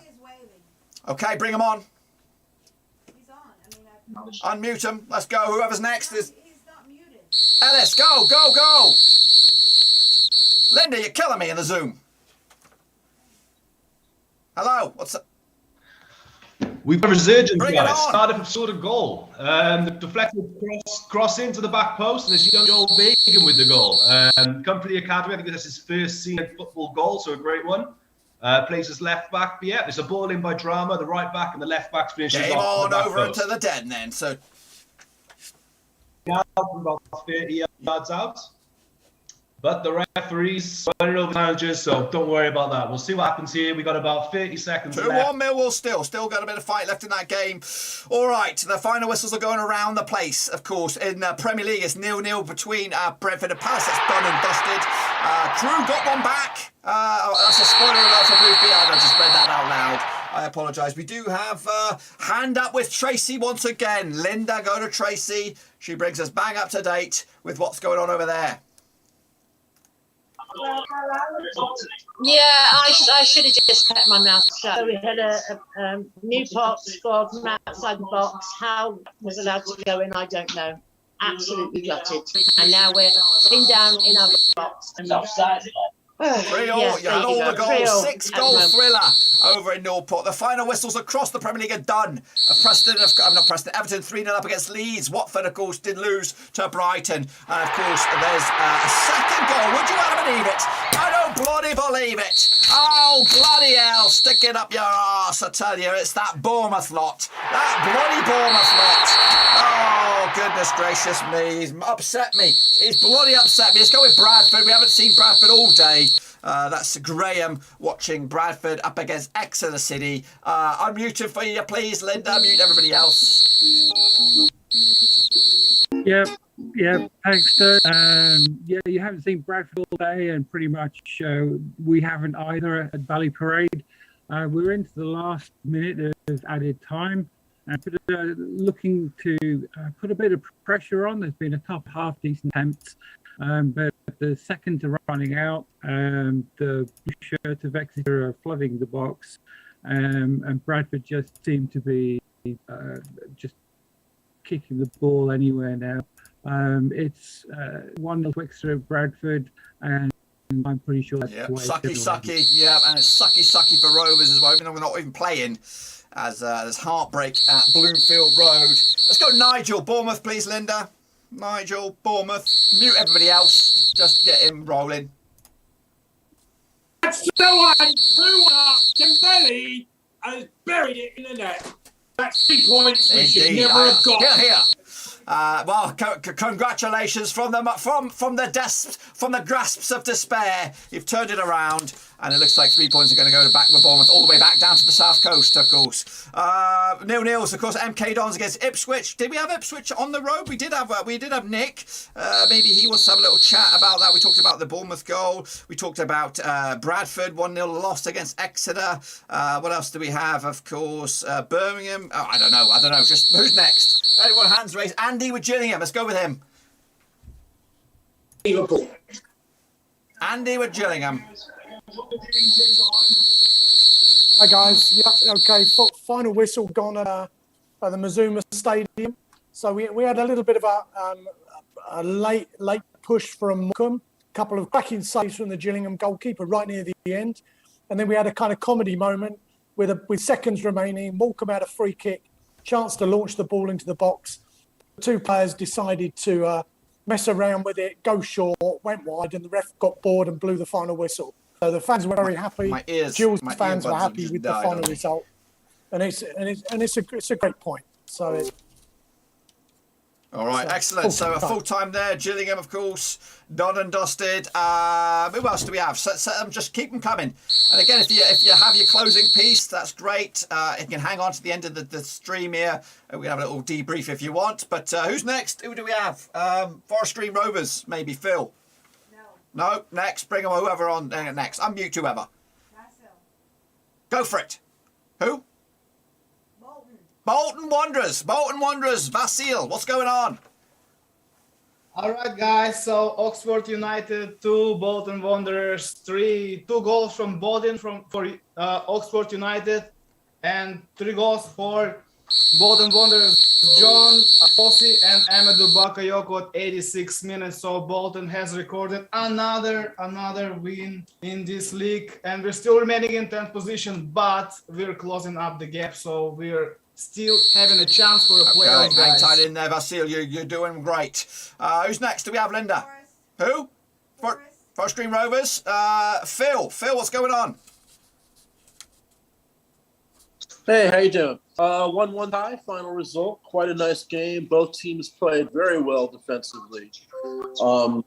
Really exceptional goalkeeping saves by both teams in the second half. And Forest Green Rovers defenders saved 2 off the line. So an away point against a top-of-the-table team, not a bad result. I think that's 19 games in a row without a loss for Forest Green Rovers now. Top of the table, I think Tranmere lost, which I think that puts us 11 points ahead now. So League One, here There you go. It's just a matter of time, of course. It's been like that for a while. Forest Green have looked comfortable. Next up, who do we have, Linda? Luton Town. That's Luke. Go for it, Luke. Yeah, full time at St Andrews, and it is the home side coming away with a 3-0 win. It is definitely a disappointing afternoon for the Hatters, but we were just outplayed. We just never really got into the game, never really sort of put our stamp in the game as we have done. But we have now slipped down to the table, and unfortunately our next game is next Saturday against West Bromwich Albion. So it is going to be a very long week in the camp, and it is Mick Harper's birthday, so it'll be a very disappointing day for him. But full time at St Andrews, Birmingham City 3. Excellent coverage again, 0. Luke, the whole day. Brilliant. Who do we have next, Linda? Okay, Wickham. Is that Wickham? Anthony for Wickham. What's going on? Hi. Yeah, so it finished 1-1. We had a red card at the end for dissent. He only made a comment about someone being offside, and he gave him a second yellow for that. We played well. It was just like we did with Shrewsbury. It was a draw. We deserved minimum a draw at the end of it. For the last few minutes, it was all Wickham and batter in the goal. But in the end, like I said, logic took over. It was 1-1. And I think that's a fair enough result to both sides. Yeah, well, draw evenly spoil points apiece on that one. Again, appreciate the coverage tonight or wherever you are in the world. It might be today. It's still breakfast time for me. Who do we have next, Linda? Tranmere Rovers back down to League Two. We've got, where do we have Steve? Walsall, Tranmere. I have no idea what went on. I think it was 1-0 last time we spoke. Any change? It's over, I'm sure. No, that's how it ended up there. 1-0 thanks to a Connor Wilkinson penalty 5 minutes to go. 0-0 all the way through the game. Tranmere really didn't get into the game at all. A bit of a bad loss. As I said before, Forest Green Rovers winning. But that, I think Tranmere will be very disappointed. Neil MacDonald, who's the interim manager at Walsall, he'll be very, very happy. But a bit of a drive back up the M6 to the northwest of England for the 1,441 Tranmere fans that travelled will be very disappointed. Walsall won. Yeah, Tranmere shame Rovers. on. I say shame for the folks again. I was hoping for clean sweeps with wins everywhere. Who do we have next, Linda? Bournemouth. It must be a done and dusted at Bloomfield Road. Of course, they've come from behind and they've snatched all 3 points. It's surely done and dusted, and that's 3 points in the bag. We're now second with 58 points. And I'm sorry to say, Dirk, 5 points ahead of Blackburn with a game in hand. And because QPR lost today, 6 points clear of them. So it's Fulham and Bournemouth running away at the top of the championship. All right. I know you'll be smiling at the end of it. Who do we have next, Linda? Tracy, once again, it's over at Newport County. All the goals and all the drama down there. Yeah, so absolutely brilliant game. We had moments of madness, moments of brilliance. Newport were really difficult. Finished 3-3. So that's a hard 1 point, and we've got Bradford next weekend, so that's going to be a really hard one at home. Well, good luck next week, of course. See if the points keep going, and Oldham can do the great escape at the foot of the table there. Who do we have next, Linda?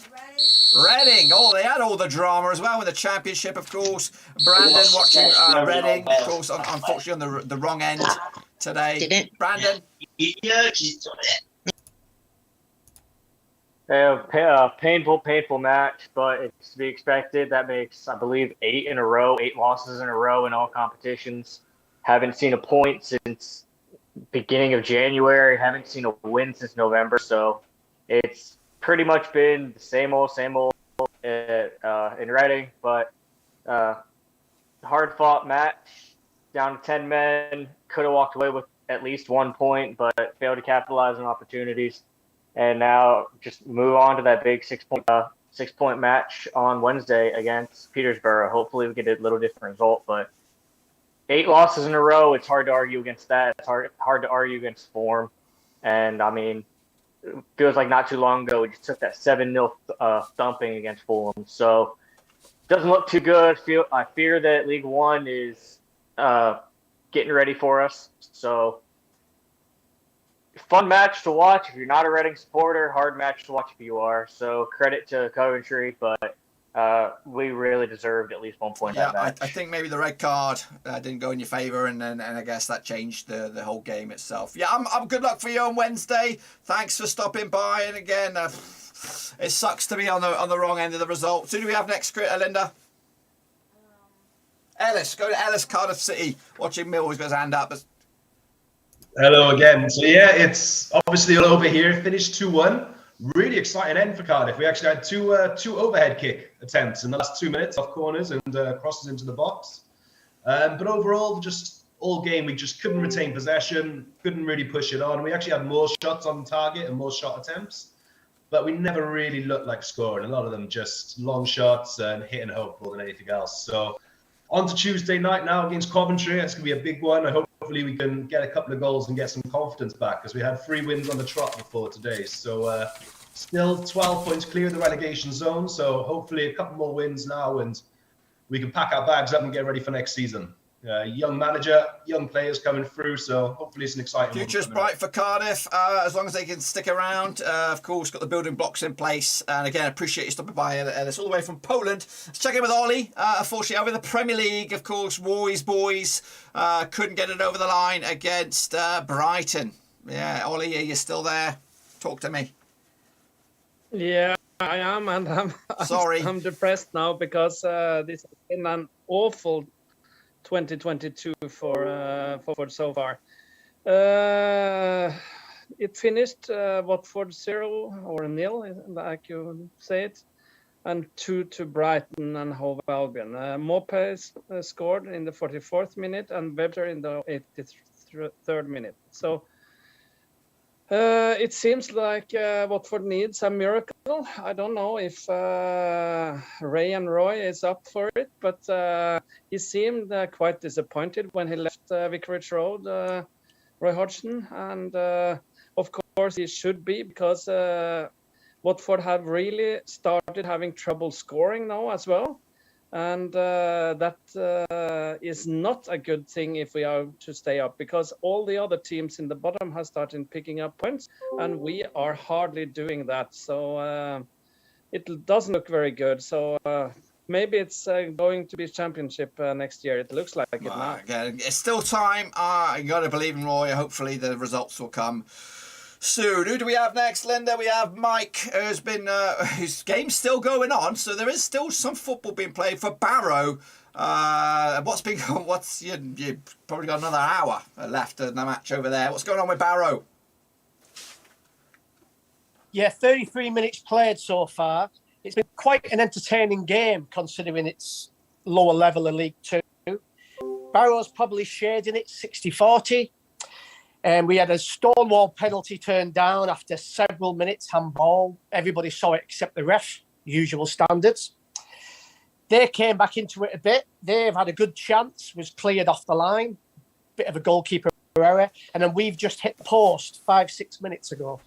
So fairly interesting game. 34 minutes gone. Well, all the best again. If I don't know if we'll get another update from you, but if you're still here, we'll catch up with you. So 0-0 still there, of course. Barrow against Stevenage, of course. Who else do we have lined up? Then anybody wants to say goodbye?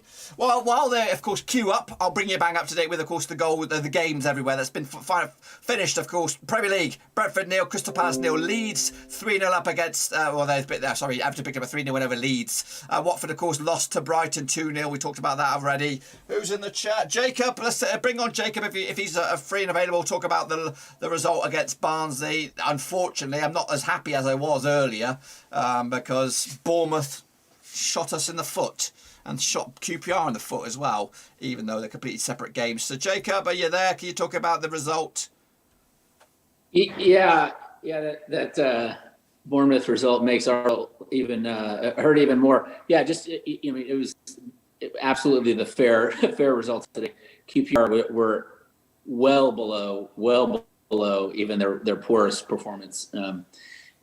With that, Dykes, there was still a chance at 5 minutes of stoppage time to go level, and just really nice ball, and I'm not quite sure how he didn't get to it, but just not a good day at the office. What's worse than that? I don't know, right? So on to Tuesday, and could be worse. You're still in fourth. Yeah, still fighting. Of course, we're all going to be fighting for those points, and of course, everybody has to play everybody, and things can still change. And commiserations. Yeah, I was a little happier earlier, but now I feel dejected. What about Karen, who's watching?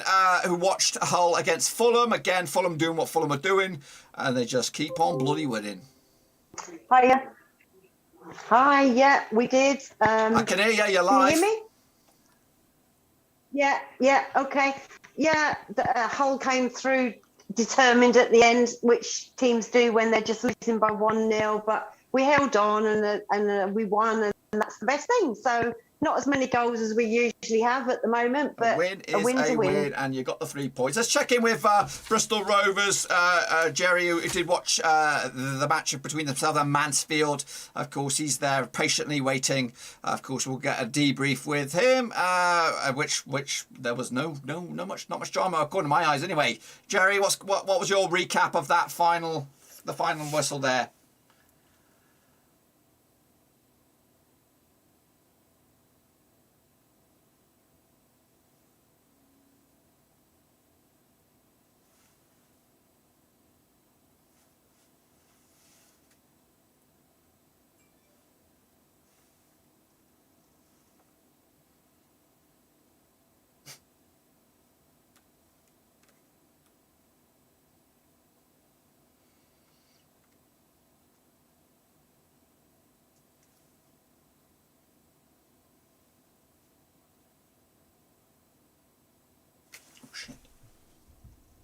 Game.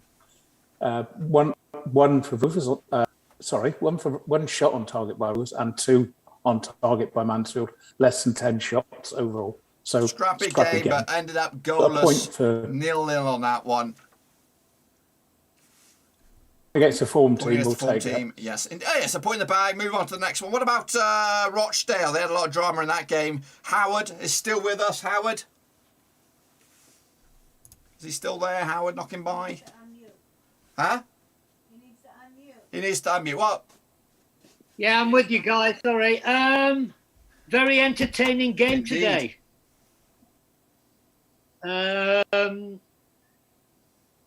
I think it was a fair result in the end. Dale had the most of the possession. The pitch was terrible. There's a rugby league team plays on there that was bobbling everywhere, so that's not really helping the style of play. But I think the home team will be happy with the draw in the end. A couple of substitutions made a bit of a difference in the second half. I was down in the dumps a bit at 3-1, but they came back. So they seem to be the draw specialists this year, but they need to kick on and get some wins now because they're getting perilously close to the bottom. So, but anyway, thanks for today. I've enjoyed it. Yeah, I appreciate everybody stopping by. Thanks again for your updates throughout the 90 minutes.